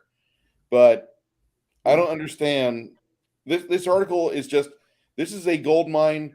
I'm going to put this in the chat for you people to emulate, to make your own multi-million-dollar hit. Well, she summed it up quite succinctly by admitting to having more than one identity. You need therapy. You need qualified medical attention. Go get it before you write another word on another piece of paper because you are mentally ill. I disagree. We have with one that. identity. I disagree period. with that. I disagree with that. Here is why. Personalities. We have one personality for family. We have one personality for work. We have one personality for anything. If not, we don't present one whole body to the public as a whole. We all wear masks of certain types. So by that statement, she is That's kind just of right. lying or pretending, depending on how you want to put it. No, you want to pretend to be not. What you present yourself at work is not the same person you present yourself with your friends. You're not going to call your boss a cocksucker in front of his face, although Bruce might call me a dumb son of a bitch on the show. But you still have one personality, period. You may act other ways, because of decorum and wanting to keep your job and not wanting your ass beat. But when it comes down to it, you have but one real you. If you have more than one real you, I highly recommend you get some help. I got pills. That's not what I meant, but if that's what your doctor prescribed for you, then maybe that's what you need. I'm sure you're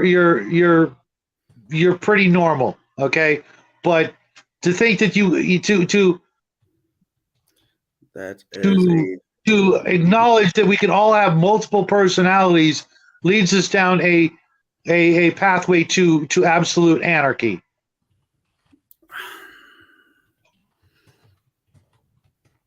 That's why I like the movie Wonderful Life.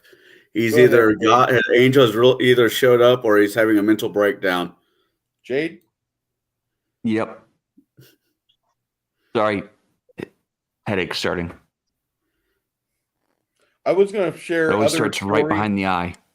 I was going to share other stories, but I don't want you to like have an aneurysm. Yeah, not on stream. His wife right there. She'd eventually call 911. I kind of want to get a Jade rant. It's not going to be. It's not going to be a full year without having a Jade rant. We get Kai rants. I'm just saying that this article popped up on my radar because I'm digging up stuff on the 1.1 and I saw the fucking thing pop up earlier today when I was at work. I'm like, oh God, they're actually going to force people to sign up for this thing. And then when they sign up, you're dealing with the devil and you'll never get back to 1.0, the good OGL, which is only a page long back in 2000. They're trying to invalidate that. They said, now it's over. That's gone. So like anybody who had a previous OGL agreement, oh, you can't be making money on that anymore. That document's just part of history. We'll never have those golden ages back. Now you got to sign up for this. And once you make $50,000 off your product, WotC wants to know because they're going to be sending their people in from the IRS to probe your butt and see how much of that money you really made off of D20, off of the drive-through RPG, because nobody wants to buy from independent marketing places. Yeah, that's why I run system agnostic. I don't run D&D stuff, explicitly D&D. I will always make and run system agnostic because no one's going to tell me that, oh, you made something for our product. We want a cut of your profits. Fuck you, no. I didn't make it for your system. I made it for me and my friends and people who like my stuff. There is a point I'm not. Where, go ahead. You can't. What is the term? You cannot trademark or copyright rules. Copyright game mechanics. Period. You cannot do it. I could actually come out with a game very similar to the game of life, as long as the rules were rewritten in their entirety using the same game mechanics, and as long as I never called it the game of life, I could basically print a completely different board and all new mechanical pieces. I can put out a game that plays almost identical to that game and not get sued because you cannot copyright game mechanics. You just can't. Very true. Not yet, anyways. Give them time; they'll find a way. They've changed the copyright laws in the past before. Give them enough money and time, they will find the right palms to grease, bribe them, and then we will, just by virtue of speaking, be breaking copyright laws at some point in the future. Well, I would make a joke, but it's not the time for that.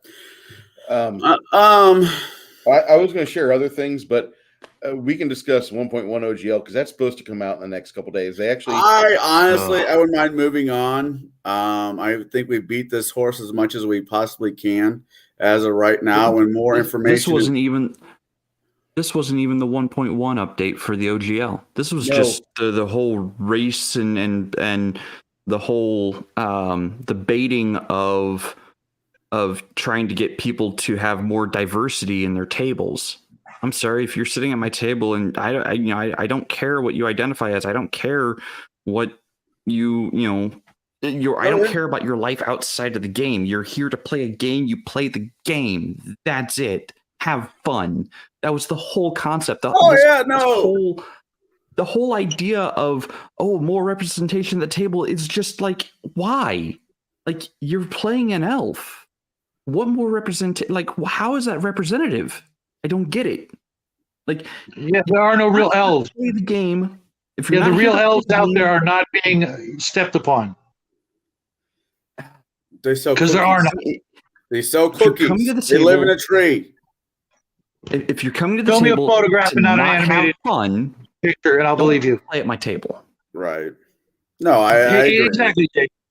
You're at, my it's just more virtue signaling and more bluster that they could use. Like the old expression, "There's no such thing as bad publicity." They're just finding another way to get their name, people talking about them, to make and generate more publicity. If you're gonna come to the table, come to roll dice, come to have fun, and come to play a character, not yourself. Play your character. Period. Mm-hmm. When Connell, when you sit down at my table, I don't want you to play you. I want you to play your character. No, and I get that, and I very much try to make characters that are different than my. I'm trying to find an adjective that works. Interesting self. But there will always be that small part of you, no matter what character you build. There will always be that small part of that character that is you. It being Absolutely. a smartass. So it's like you or whatever. The character is completely devoid of you, which that means somebody else makes and somebody else runs it, and you're just sitting in the spot. Or it will have it's virtually impossible. I mean, you make the decisions, therefore you are inexorably attached to your character in some way. How much, what percent? Then I must be insane. Or have multiple personality disorder, because every time I sit down at a table with a completely different character, they make completely different choices than I myself. If I was the person in the game, or if I was me in the game, I would not make the same choices as some of my characters make. Well, it's situational. Going back I still think it's. I mean, it's just physics. You're playing the character, therefore, you are making the decisions. Even if you choose to make decisions you wouldn't normally make in real life, you're still choosing that. Therefore, that small finite amount of you is there. I'm not saying it's even a full percentage of you. I mean, as a dungeon master, we have to be able to do that as our job and think outside of our own box. But you're still attached to the character because you're running it. For example, I could think of, since I'm about ready to play another Kingmaker, version Kingmaker, there was an encounter where there was like 4 or 5 witches in a wooden house. Me as a person, no, I wouldn't set fire to the house. That's a bad idea. I can go to jail for that. Me as a character thinking that is a great idea. Let's burn some witches. And how did the rest of the party take to that? Not very well, but that's what you do with witches. You burn them. So I thought it was funny. Therefore, my character did it because it was, in his mind, it was the right thing to do. But I'm the one who's I'm the one controlling the joystick. And don't forget, Jade, with every bit of genius comes a touch of madness. Yeah. They say this. Here's the other thing that keeps me up, that makes me sleep well at night, is the smarter you are, the more miserable you are, and I'm a miserable bastard. But that is very true on both counts. I hope whatever you got going on there, Hungar, I hope it is something that we can weather this out and be at a table soon. What did like the id and the ego? Yeah, there's definitely an argument there for smarter people than me. I have had you in a campaign. I played with you in campaigns, different campaigns, Mike, and I can see where you're going. I understand where you're going. Well, and Connell, don't take this too harshly. You play almost the same character every time. Yeah, stick with what you know. Almost every time you play the same character. Connell is that guy that boots up Skyrim and he's like, I'm going to try this idea for an Archmage character. He starts playing and they pair him up with the stealthy elf guy, and then he never self-corrects. He continues to play the unseen archer assassin. That's it.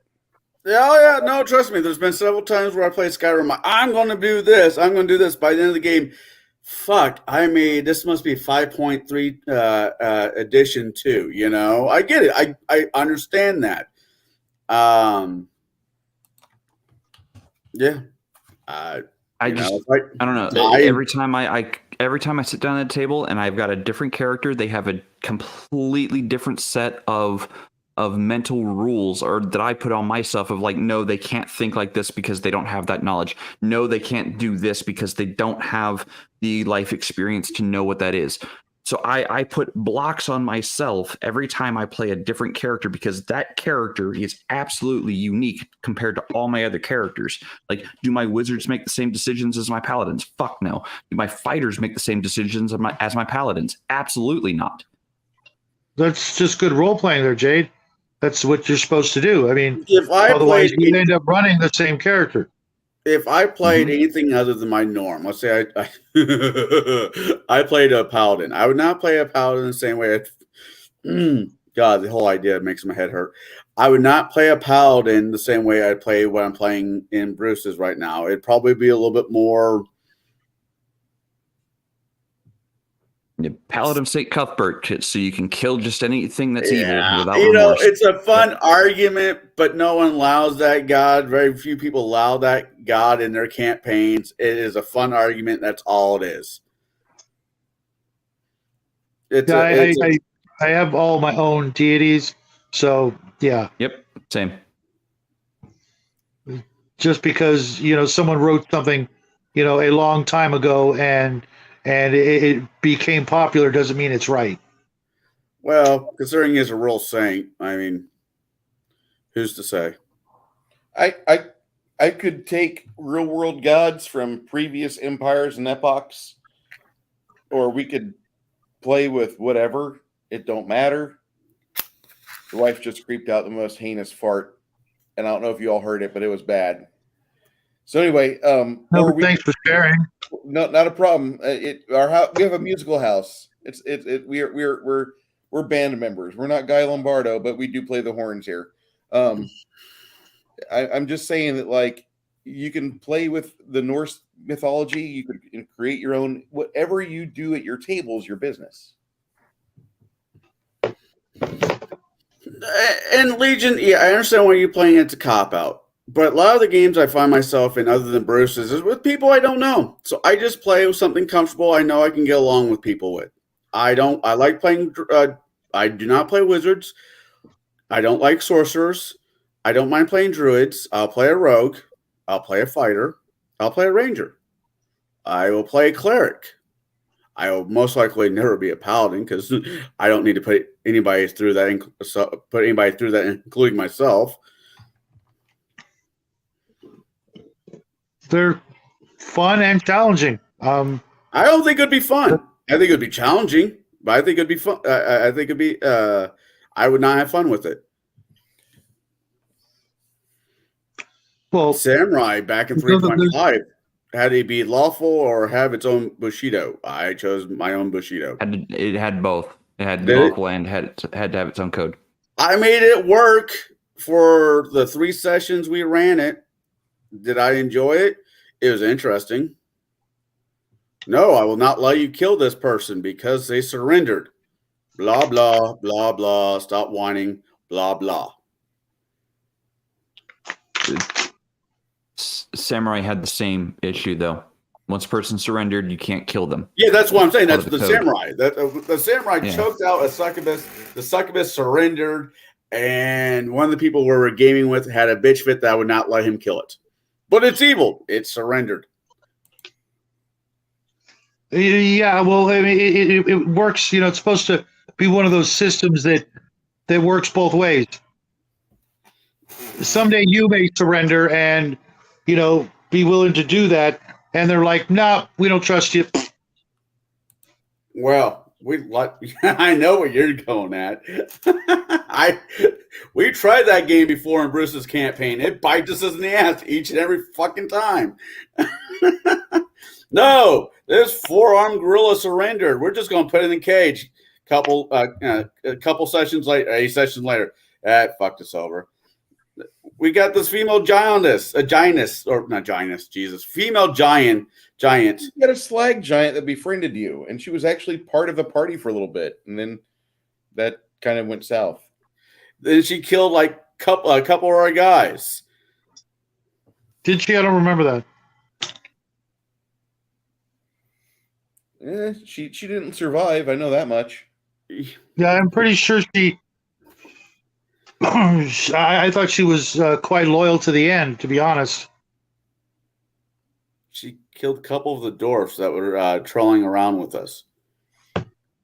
I don't honestly remember that, but it's all right. There's all kinds of crap I don't remember. Yes, Legion, that is definitely the way I want to go out. Okay, so it's about 15 minutes before we hit the 2-hour mark, and I do want to kind of wrap things up here in a minute because we did a really good show, I think, even though we were not even – that article was just like a nugget of gold that kept giving. Every paragraph was another bad idea with a hyperlink that would take me somewhere new. You polish a turd, it's still a turd. That turd is going to be – that I will get to 2,000 subscribers grabbing nuggets like that. It's going to be wonderful. You could put lipstick on an orc, but you could put lipstick on an orc, but still a pig. I thought you were saying you can put elliptical on an orc, and I'm like, you ride the elliptical yourself. You don't. Anyway, you all right there, Jade? Just headache. No, I'm sorry. I blew too many fuck fuses on that one. Am I at fault on this? Did I fuck you over on that? Just the whole meandering of the article is just mind numbing. Like the fact that they couldn't stay on just one topic. Not one topic. All the topics. Deviated all over the place. So I'm like, where are you going with this article? It's almost it's almost like I written. You go from the game used to not be representative, okay, whatever, or used to not be inclusive. No, it was very inclusive. Oh, and then you go to now it's under monetized. I think they're making quite a bit of money right now. I don't know, like they made 2 points, like the hobby itself made 2.6 million, and okay, so WotC itself made 2.6 billion, and then WotC made 150 billion. I think that's fairly well monetized. Yeah, like I said before, that kind of money. And was it you, Connell, who said the shotgun blast? It was just a shotgun blast of virtue signaling to get as much virtue signaling out into one article as possible and see what sticks. Just That is one of the greatest. Like it's the best article. If like I said, I felt like Dr. Drew Pinsky, and I was surrounded by rich alien people. I have gold for days. I know that sounds terrible, but whatever. It's funny that I'm not 100% sure, but I've definitely put maybe a dozen donuts on this. The person who wrote that article probably has never played themselves. Fuck if I know. Okay. I do gamble. Well, she said she has, and all I can say is that maybe she did, but she played with the worst group of people she could have picked. There's always that one guy, or she just didn't get her way. She just didn't get her way, and is people like that will drop D&D in a heartbeat for some other thing. I was about to say, there's always that one guy in high school who says he's got a girlfriend, but no one's met her, and she lives in Canada until it does come true and bite you in the ass. What? You do exist. I'm not saying any names Yeah, there. that Jay. happened. Yeah, that happened. Everyone wanted to give that person hell for it, because the fact that they were seeing somebody in Canada from Southern Illinois, and we're like, really, really, and then suddenly, on their wedding day, I actually met the person from Canada. I'm like, oh, what? You do exist. I'm so sorry. Yeah, but the real question is, did it work out? Did it work out? Are they still married? No, he didn't marry that girl. He married a different girl. Talk about falling sideways and still landing in roses. But the girl from Canada flew in for the wedding to attend the wedding of my friend, and he's still happily married. Like, he's, they're doing great. More power to him. But the girl that he was talking to in Canada, we're like, oh yeah, no, she doesn't exist. Come on, man, be real. Because we never met her. Like, no one of the friends group had ever talked to this person, had never interacted with this person. It's like, really, dude, you don't have to lie. Come on, we're all single people here. She's single, he's single, they're not dating, and it was just like, dude, really, come on. But no, the person existed, and I'm like, wow, my bad.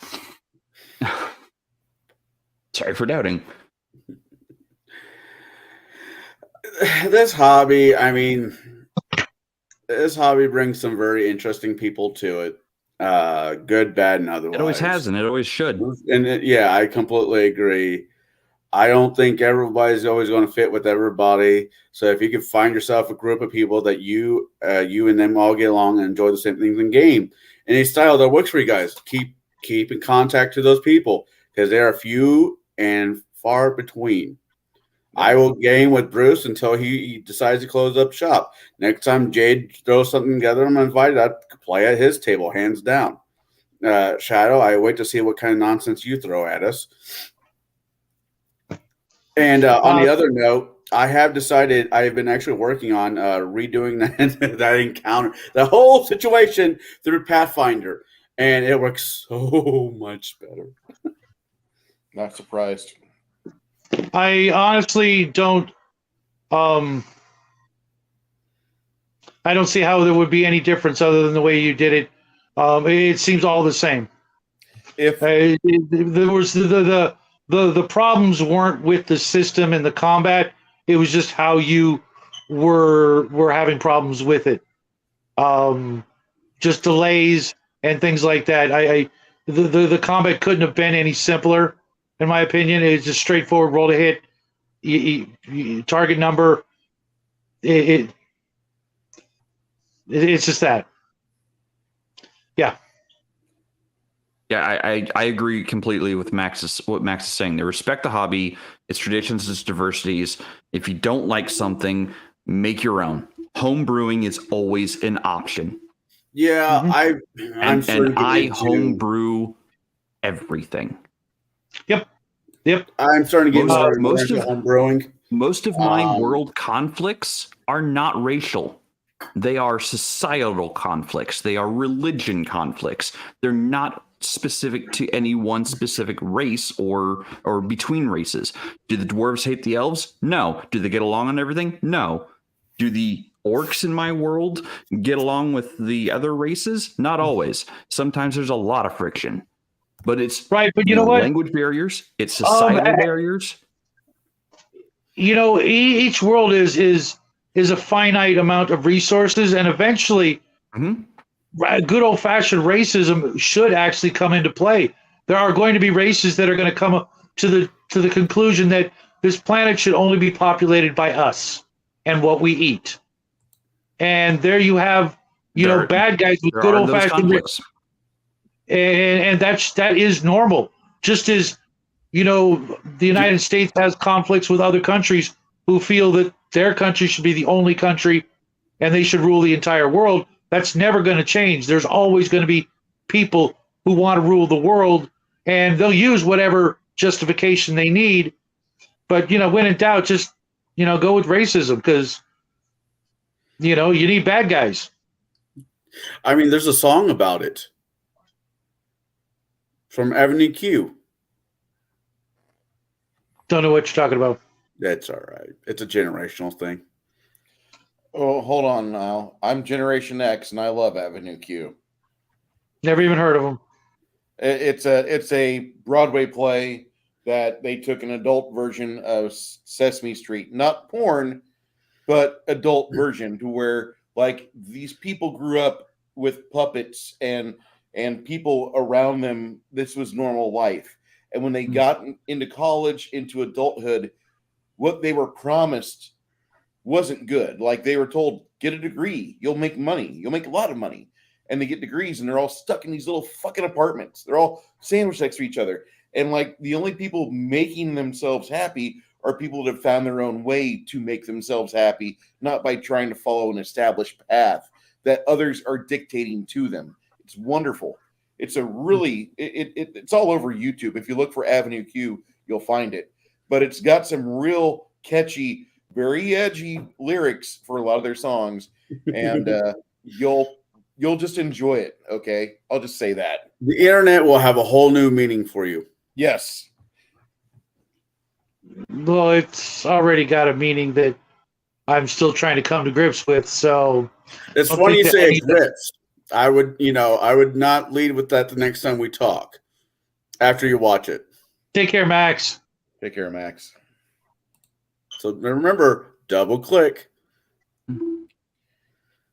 James L., that you could have it in your game world where if you want to make a statement about how and why wars are going on, where financial corporations, where large guilds are forcing a war to take place for their own profit, if you wish to do so, please do so, because that is how the world works. And to have that reflected in your own game world could be interesting if you narrate it properly.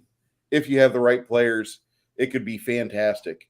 Henry Turtledove, one of the greatest authors of all time, in my opinion.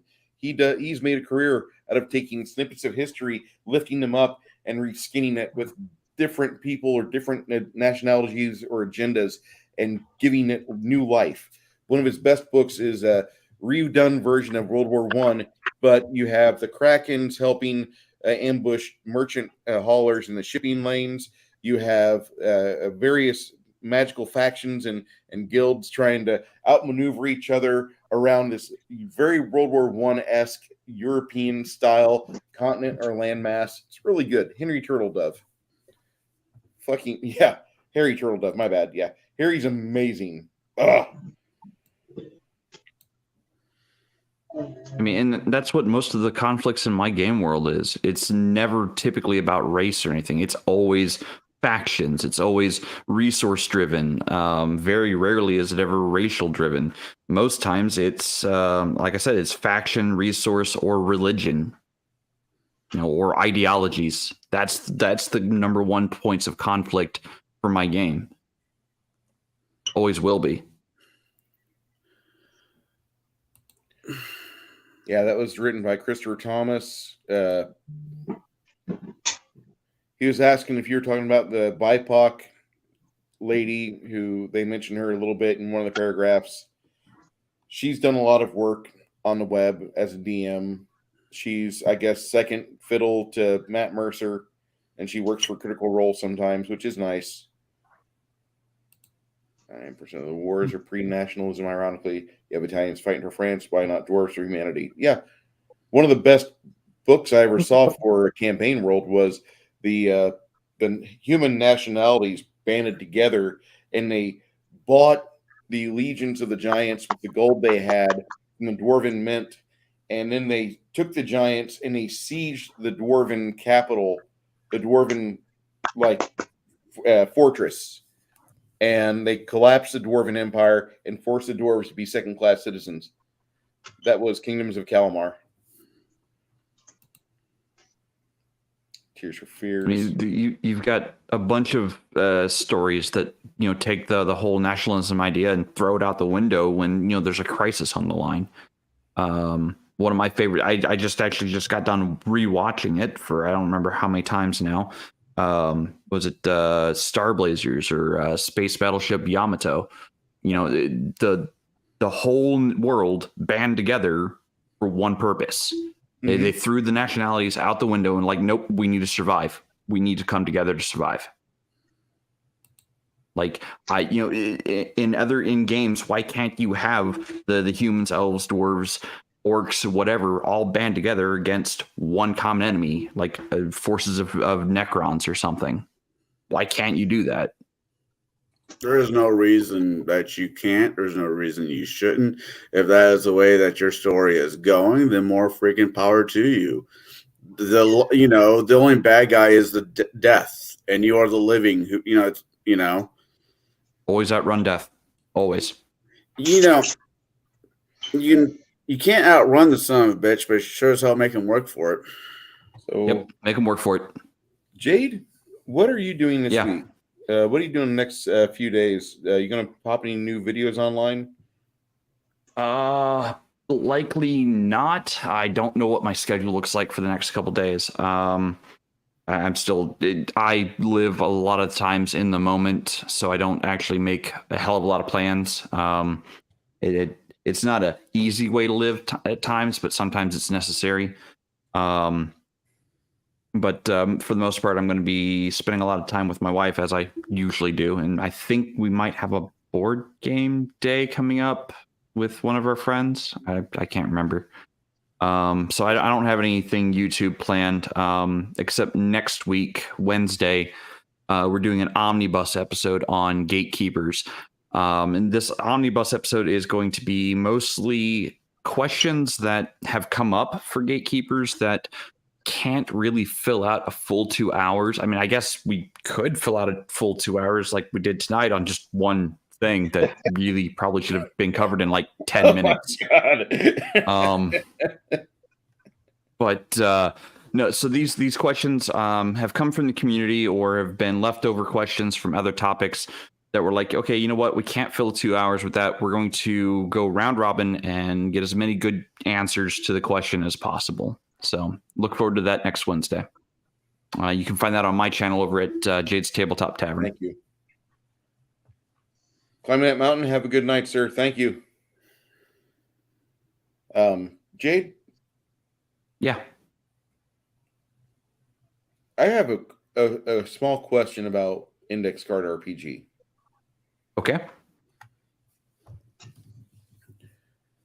Now that you've started playing in other game systems a bit and you've sampled this, you've been running on Index Card for a little bit, do you want to run exclusively Index Card RPG? Oh man, that is a tough one.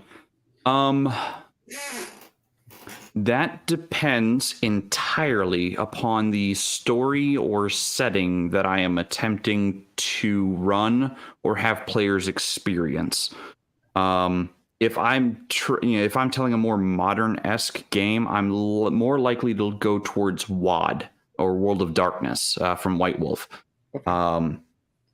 If I'm telling a science fiction game, man, it's a toss-up. It's either Index Card RPG or it's probably Dragon Star. Okay. That, even over Starfinder, I'd probably rather play Dragon Star than Starfinder. So I mean, it's really dependent upon the setting and the theme of the story. Okay. I was just kind of curious because it does seem to be like a really good kitchen sink RPG. That's all. It is. Yeah, it can support just about any kind of play you want. Like I could see a more modern game with Index Card RPG, but again, it's really what kind of game do you want to play? What kind of, or I shouldn't say game, what kind of campaign and setting do you want to play? Once you can answer that, you can throw in whatever game engine you want. Because the game engines shouldn't really matter so much unless you're playing Star Wars. Then play it in Star Wars. Okay. Play it in the setting that makes sense. Shadow and Sun. I recently saw a video where you were handing out awards to various people. I got one for jokes. Thank you. It's only fitting. Like you gave out 20 notifications or various people let you recommend. All of those individuals I subscribe to for like the past 3 years or less, 2 to 3 years. All of them are already on my radar. And I was like, damn it. I need to branch out more because all the people he likes, I already like. Even Broken Terrain. Broken Terrain's pretty cool. If you want to learn how to do terrain between his channel, your channel, there's a couple others that are out there that you guys do really good with that. I like watching you and Jack do your crafting because for less than a 20 spot, typically I can do the same thing. Yep. We usually try to keep it $5, to be honest. Yeah, that's part of the episode. And we always try to make it that you can get it at the dollar store because everybody's got one, whether it's 99-cent store, Dollar Tree, Dollar General, something like that.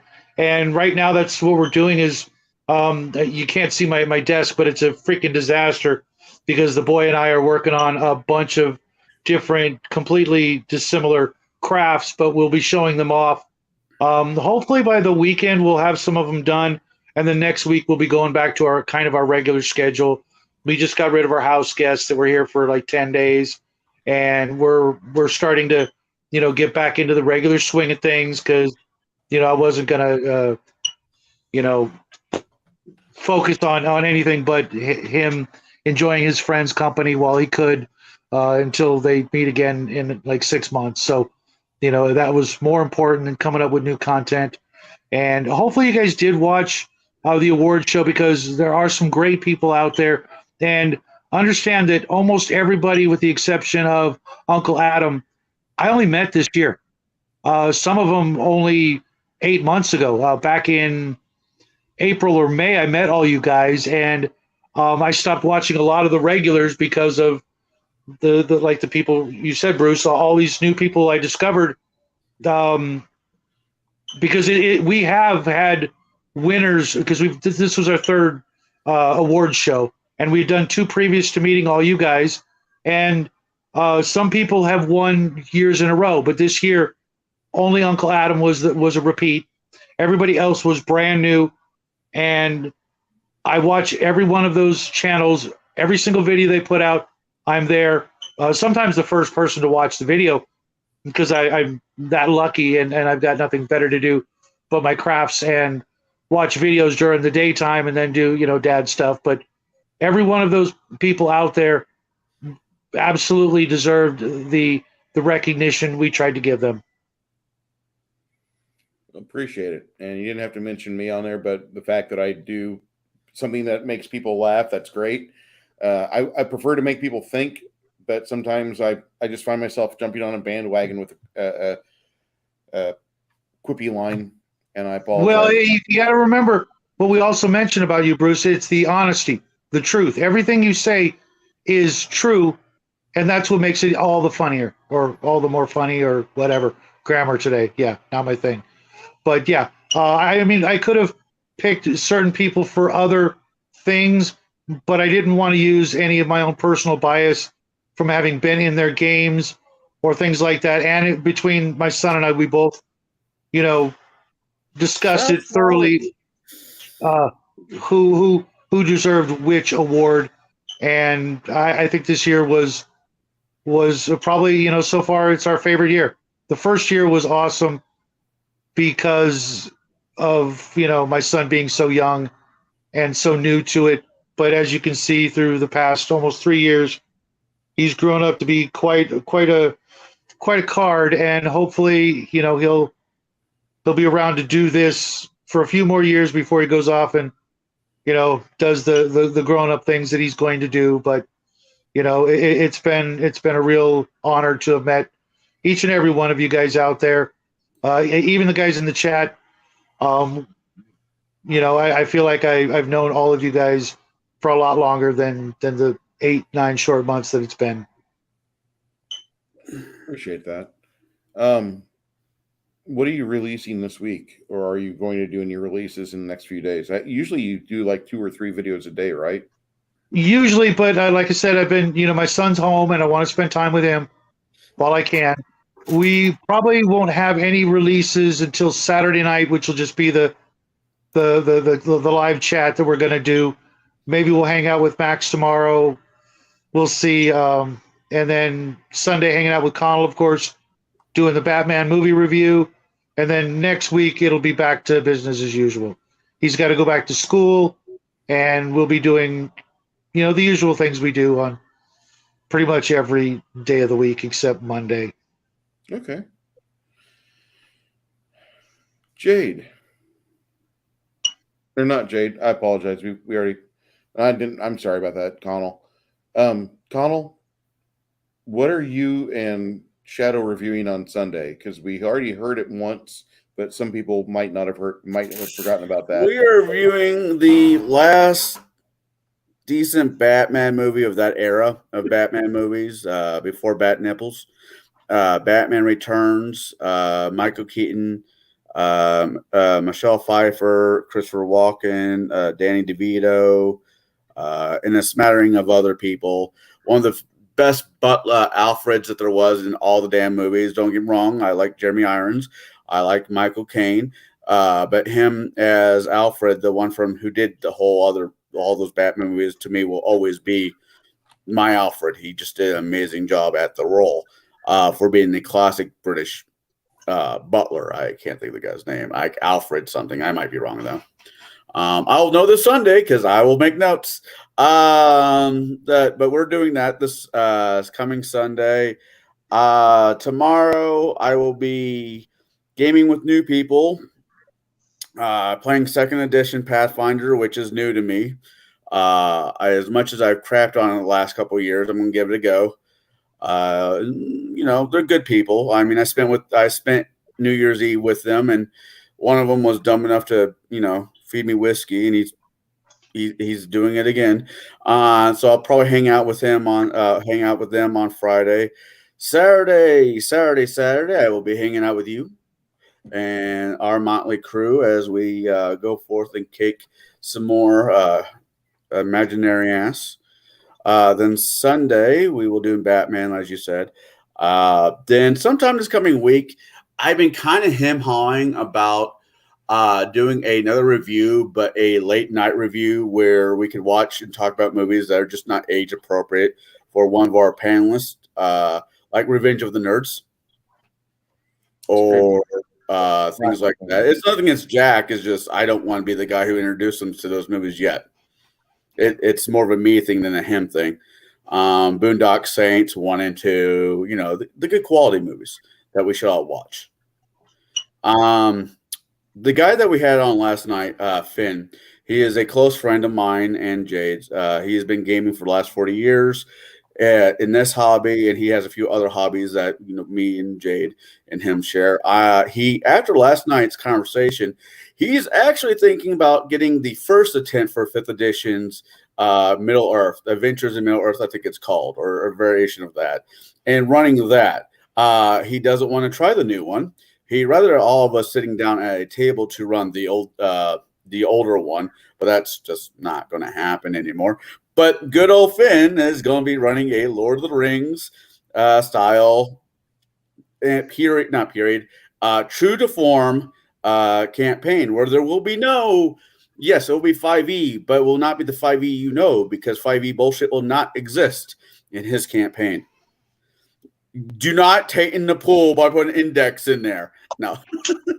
I sent him the rules on how to run, or actually, I sent him someone's homebrew Lord of the Rings conversion for Index Card RPG. Of course, I sent that to him today.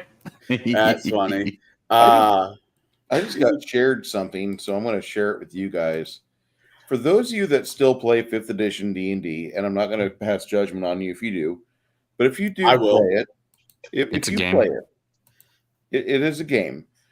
Troll Lord Games, who I very much love Troll Lord. They have a nice Discord. They have really good people that run it. If you're a veteran, they give a hell of a discount for books. I did not buy my book with a discount.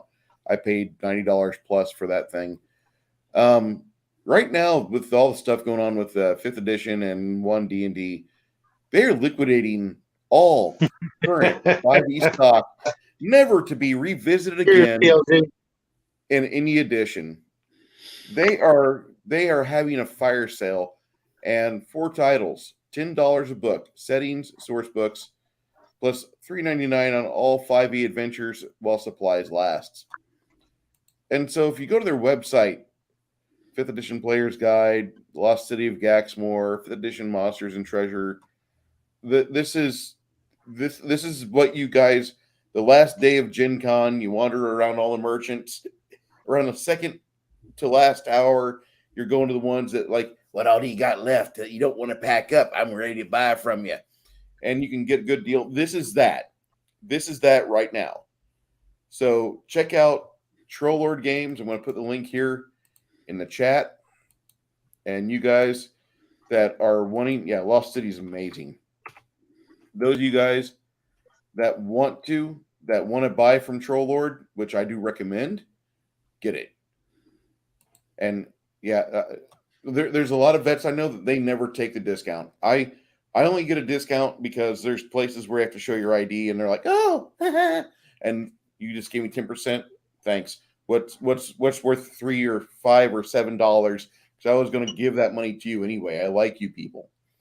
So, yeah, the Lost City is good. He has the CNC version of it, but Troll Lord Games isn't going to have any of this nonsense that's going on with 1D&D and the 1.1 OGL. They've made their own game. They've made their own game with the assistance of Gary Gygax. That was the last thing he worked on before he passed. Mm-hmm. So, yeah, I get the same thing, Matt. Whenever people are like, "Oh, you're a veteran," yeah. What'd you do? I drank a lot. Thanks to you. Don't give me a discount. We have somebody to make it possible to do a Fifth Element type game or John Wick. I think those both would be fun. You could do that with either Jade's kitchen sink game. Yeah, you could. Or you could do it with the game that I'm getting ready to release here in the next 4 months. I'm going to be doing the beta release. And you could also do it with Victor's modern book. Oh, yeah. Or you can go back to the very earliest of those kinds of games and play it through Top Secret, 2nd edition.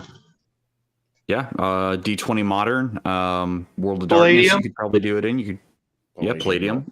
Recon. Very likely you could. Oh wow! 2 copies of Waterdeep. That book wasn't even worth the 1 copy. Okay. All right. Really well. Saturday, if you guys are in the mood to watch a long live play, come to the channel. I'm going to be running my party through hell. Well, not through hell, but through a war, and we'll see how far they get this coming Saturday. I've got about 9 hours of material for them. I'm looking forward to it, and we're going to have these 2 fine gents on the bottom. Janet from Another Planet's going to be there. Got Chris and Joe from over in Scotland, and it's going to be a badass day. Chris Tucker's Ruby Rock. I don't know if you're that's Saturday for me. I'm getting ready to release a couple more videos on reviews I've got from our friends at BigGeekEmporium.com. Go over to BigGeekEmporium.com if you guys want to help support small independent people. Like you want to get away from big corporate gaming, BigGeekEmporium.com. They're getting bigger. They're putting out more stuff. And they're going to get a lot bigger real soon. I'm kind of jealous of them. I'm not going to lie. I have about half the numbers they do when I do a live stream, which is, hey, I'll take 15 or 20 guys. That's great. I was over there the other night. I bet you will there, big boy. Holy shit. Say again? I bet you will there, big boy. I was impressed by, and they're still under like 500 subs. If you guys want to do a big favor out, like we got Shadow and Sun up to 500 subscribers. Let's do the same for Big Geek Emporium. How are they only under 500 or at 500? They only do one video a week. They only do one YouTube video a week. Well, But you- what does I mean? Not to compare them to anybody else, but out of curiosity, what Max does? What two? The chill and Sunday.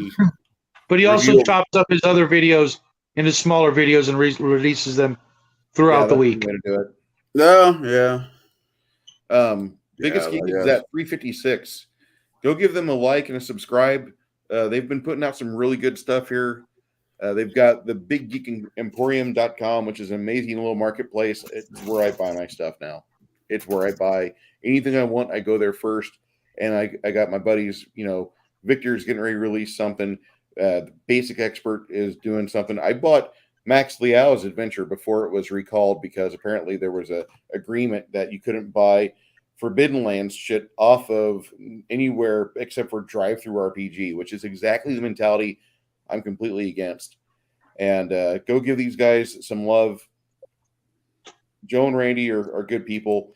They don't mean the hobby any harm. They're trying to make the hobby bigger, but trying to keep traditions intact, which is, I think, what all four of us, Kai included, but he would be five. I think we all want to keep the hobby intact. We don't want to fuck it over. And I mentioned to Kai, like, dude, I love having you on the show because you're the one grognard that he pushes like a progressive mindset in the game theory. He doesn't have a progressive mindset for certain things, but whenever it comes to game theory, he's like, we've been doing it like this for 20 years. Can we do it better? If not, we'll do it this way. That's fine. But if we can do this better, let's go.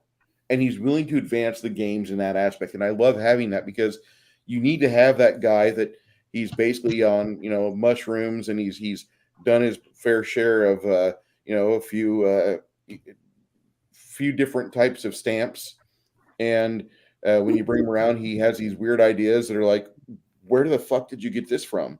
And Kai's wonderful for that. He's got a mindset, and I was going to start a series here next day or two of me just reading through Kai's rants on my Discord because the guy doesn't really get a lot of love, and I'm like, we gotta do this. You gotta fix that. Yeah, and plus, he's rant worthy, so you guys hear some of the things he's got in his head, and maybe it'll send you off on a different path to where you either affirm the things you already believe, or maybe it adds something to your argument. Maybe it gives you a better or a different perspective. Maybe it gives you an idea that okay, well, I've thought about this thing from so long because I've been in this location. Kai kind of helps me discover new things, and his life is on the up end. It's getting better. He's got a nice girlfriend. I know Baron doesn't like her. Baron's got her previous husband, and Garrett we're good friends. The giant expensive mod I recommend. Are you talking about Starship Warden, Mr. Flatey? Yeah, we couldn't see the title earlier because the timestamp was in the way. Glare. Oh yeah, that too. So I was actually speaking of creators of games and whatnot. It's kind of funny. I thought this was kind of funny. As we were we came into a trapped room, and the squares were the floor was checkerboard, white and black. The guy next to me is like, "Who created this module?" He's like, "The DM's like, why?" Well, it was Gary X's son. Only step on the white ones.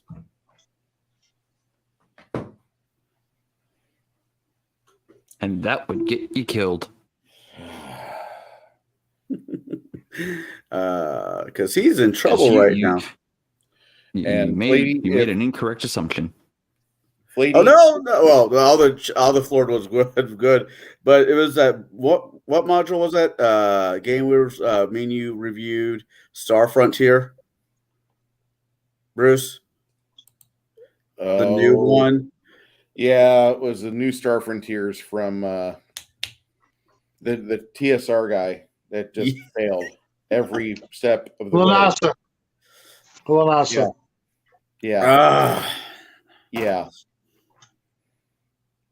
Actually, the guy is fun. The guy was running the New Year's game, and New Year's is playing games on New Year's Eve is a good way to spend your New Year's with your friends. I know, Jade, you're running some kind of drinky drink game. Yeah. So something my wife and I kickstarted back last year. Whoop, I just dropped a bunch of shit. Heroes of Barcadia. Oh, that's a lot. It's a great New Year's game. Let's put it that way. I made mistakes. He made mistakes. Mistakes were made. I didn't think I was going to have to drink my health down as far as I did, and I ended up having to. I almost ran out of health twice. Give me a sec. I'll get one of the cups. And here's the other thing. But I just want to share this real quick. Oh, you got cups? Yes, cups. He's got. Yeah. So the game comes with cups. This is a pint versus the cup. The cup has health lines all the way up to 60, and as you take damage, which pretty much almost all of the monsters do 10 damage at a time, don't make something exceptionally strong. You did. Because I emptied one of these almost twice. What was it filled with there? The first one was fruit punch. I'll let you figure out what fruit liqueurs go in that. I will tell you the last 10 bar was Sprite. Everything else was liqueur of some kind. I wish I was there for that. I was drinking whiskey and rolling dice. This is the other thing I recommend. If you like the 4E, 5E mathematics, if you don't mind that, this little game has got a lot to love in it. I'm waiting for my computer to catch up. Come on. You want to put down less comments so we can see Shadow's lovely face? So if we say anything else that, you know. Sorry, Shadow. There we go. Had a nice long talk with David last week. I like David. I like David a lot. Him and his wife are fucking amazing. They're good creators. They've got good heads on their shoulders. They're getting ready to do a huge move. They're moving from Oregon to Oklahoma. Fuck that. I mean, that's an awesome move. I hope they enjoy their new. Good for them for getting out of Oregon. Yeah. If Oregon wasn't prohibitive on things, it would be great. But Oregon's kind of like Illinois in that aspect. Oklahoma, though, man. Oof. The only problem I have with Oklahoma is the weather patterns. I had a couple friends die in a F4 over there. So, yeah, I wouldn't move there just because of the tornadoes. Not without a very, very secure bunker. I'm not losing my books to the wind. I've never heard of it. Call those hobbit holes. I've never heard of it to where like you lose like they don't have flooding, so that would be a perfect place to develop your inner dwarf and start diving and start mining down in the deeps and building a subterranean bunker. And that's how we get trimmers. Yeah. No, we get that. Or Balrogs. Yeah, I spent like a summer. No, I spent 2 summers. The real folks. I live on the San Andreas, so I spent 2 summers in Altus, Oklahoma, and I was miserable the entire time. My wife. But how is that any different? How is that any different than most times? Yeah, you're always grouchy. It's part of my charm. Okay, right. Not seeing that. Yeah, well, I hope not. That'd be weird. This right here, this is actually really accurate. Hey, T-shirt historian's in the chat. Hello, sir. I was over at his channel on Saturday. Hey, T-shirt, you keep missing the message where you need to get a hold of me. We have to have a little discussion. I like Oklahoma. I just don't like tornadoes. I'm sorry. I would love to develop my own underground lair, though. I live in Pekin, Illinois, and ever since I was a kid, every time Pekin got brought up, it was brought up for one of 2 things: either some racist son of a bitch or a tornado running through it. And since I live here, it's only been racist sons of bitches. Well, You're from this area. You know what I'm talking about. I know exactly what you're talking about. Actually, down by Logan County, from Logan County to Shelby County, there's a band where the tornadoes seem to vacillate between. They skip Decatur. They'll go around Decatur on the southern loop, but they never do anything else. They go straight to Shelbyville, or they start off in Mount Pulaski, and it's just nuts. But look forward to seeing everybody here next week. If you want to come watch our game on Saturday, we're starting between 12:30 and 1 Central Standard Time. Around the 4 o'clock hour, if I drop in subscribers or drop in people, I can almost guarantee people are going over to the T-shirt stream, because T-shirt starts his Weekend Geek at 4 p.m. Central, and that's a hell of a show. He has a lot of fun. A lot of good folks are on there. Yep. Oh shit! You want to know about the Slumbering Czar saga? That's at the Frog God game site. Let me pull that up for you real quick, then we'll close the stream here. Shadow, what is the game engine that you try not to milk from too much, but you find yourself there a lot? I'm not sure exactly what you mean by that, because if I play like Traveler, I just stick to Traveler. You stick to it? Yeah. It's it doesn't really, it's not missing anything, and there's nothing that I need to add to it. It's so, self-contained. When I played AD&D in the old days, I did grab stuff from everything else. The only system I will grab and dunk into another system is usually Arduin, and that's just because it has so many great things that nobody is going to expect, between the treasures, the monsters, the spells, and the way of thinking. But it kind of was originally meant to be a supplement for D&D, but later it became its own game. But it's always had the sort of mindset of being a supplement for other games until it comes out this year. I believe the new version, I'm hoping, will come out, and then it's going to be officially its own thing that, T-shirt, I know he's a big fan of. Some other people out there are going to get the opportunity to check it out before it's fully out. That would be the only thing I ever import. Okay. Did you run, when you were running Star Frontiers? Now, are you running the campaign they include with the base set? No, I wasn't. No, Okay. I never run with Base a campaign setting unless it is like Mutant Chronicles. You can't run Mutant Chronicles without that setting. You just can't. You know what I mean? It doesn't. I suppose you could try to run Mutant Chronicles with Star Frontier rules or even Traveler rules, but really, what's the point? You're already in the book, 90% of the time. You might as well go in for the rules as well. That's understandable. Okay. Saturday. And if I ever ran something like John Carter or one of the other, IP games, then that would be that. But for the most part, I just tend to run whatever game it is with my own world. That could work really well. You have a good background on John Carter, though. You know almost all the stories almost by heart. Yeah.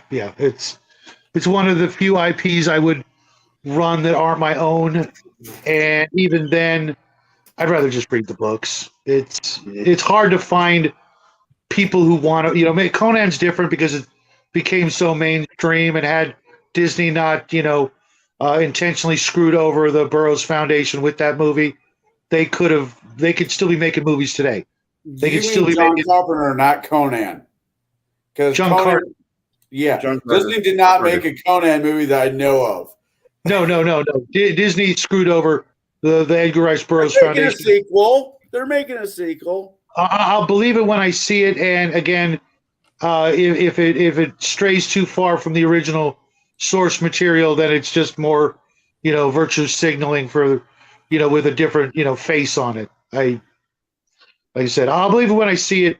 But like I said, there's not that many people who really want to play John Carter that I'm aware of. It's just not. It's a great world to play in, but there's not that many people who really know anything other than the movie. No, Not like Conan. You can just say Conan. Everybody's heard of him. At least somewhat. You say John Carter, most people think of the actor or something else. You're not, not the old. Yeah. Which is, unfortunate because for something that's over 100 years old, it was so far ahead of its time. It's absolutely amazing. The whole idea of airships before, when was Kitty Hawk? 19 what? 19 or something like that? Oh, okay. Okay. So 3 years after Kitty Hawk, Burroughs was talking about airships and ray guns and things like that, and four-armed Martians and all the other John Carter tropes. And most people were just like, never thought of things like that, let alone put them into print. Yeah, that's true. Burroughs was a fucking genius, though. Excuse my French. One of our friends in the chat, Matt Brininger, he just had a tornado come through a couple days back. I got his link here in the chat for those of you that are interested. If you grew up in the Midwest and you had a slot car track, check out Patriot Hobbies. He's got a few boys, and they love running the cars laps around the track there. They show you off. Wow. They show you how to do stuff. That is something I have not thought of in many I had one of those as a kid. Yeah, I not only did I have a slot car set, I had several, including one that was my uncle's, and we also had a store that was nothing but a slot car track. Just come in and race right down the street. We've got one at the local mall. The Wonderlands Mall actually has 2 tracks for us, but they're 1/24th scale. So it's pretty big slot cars. Yeah. I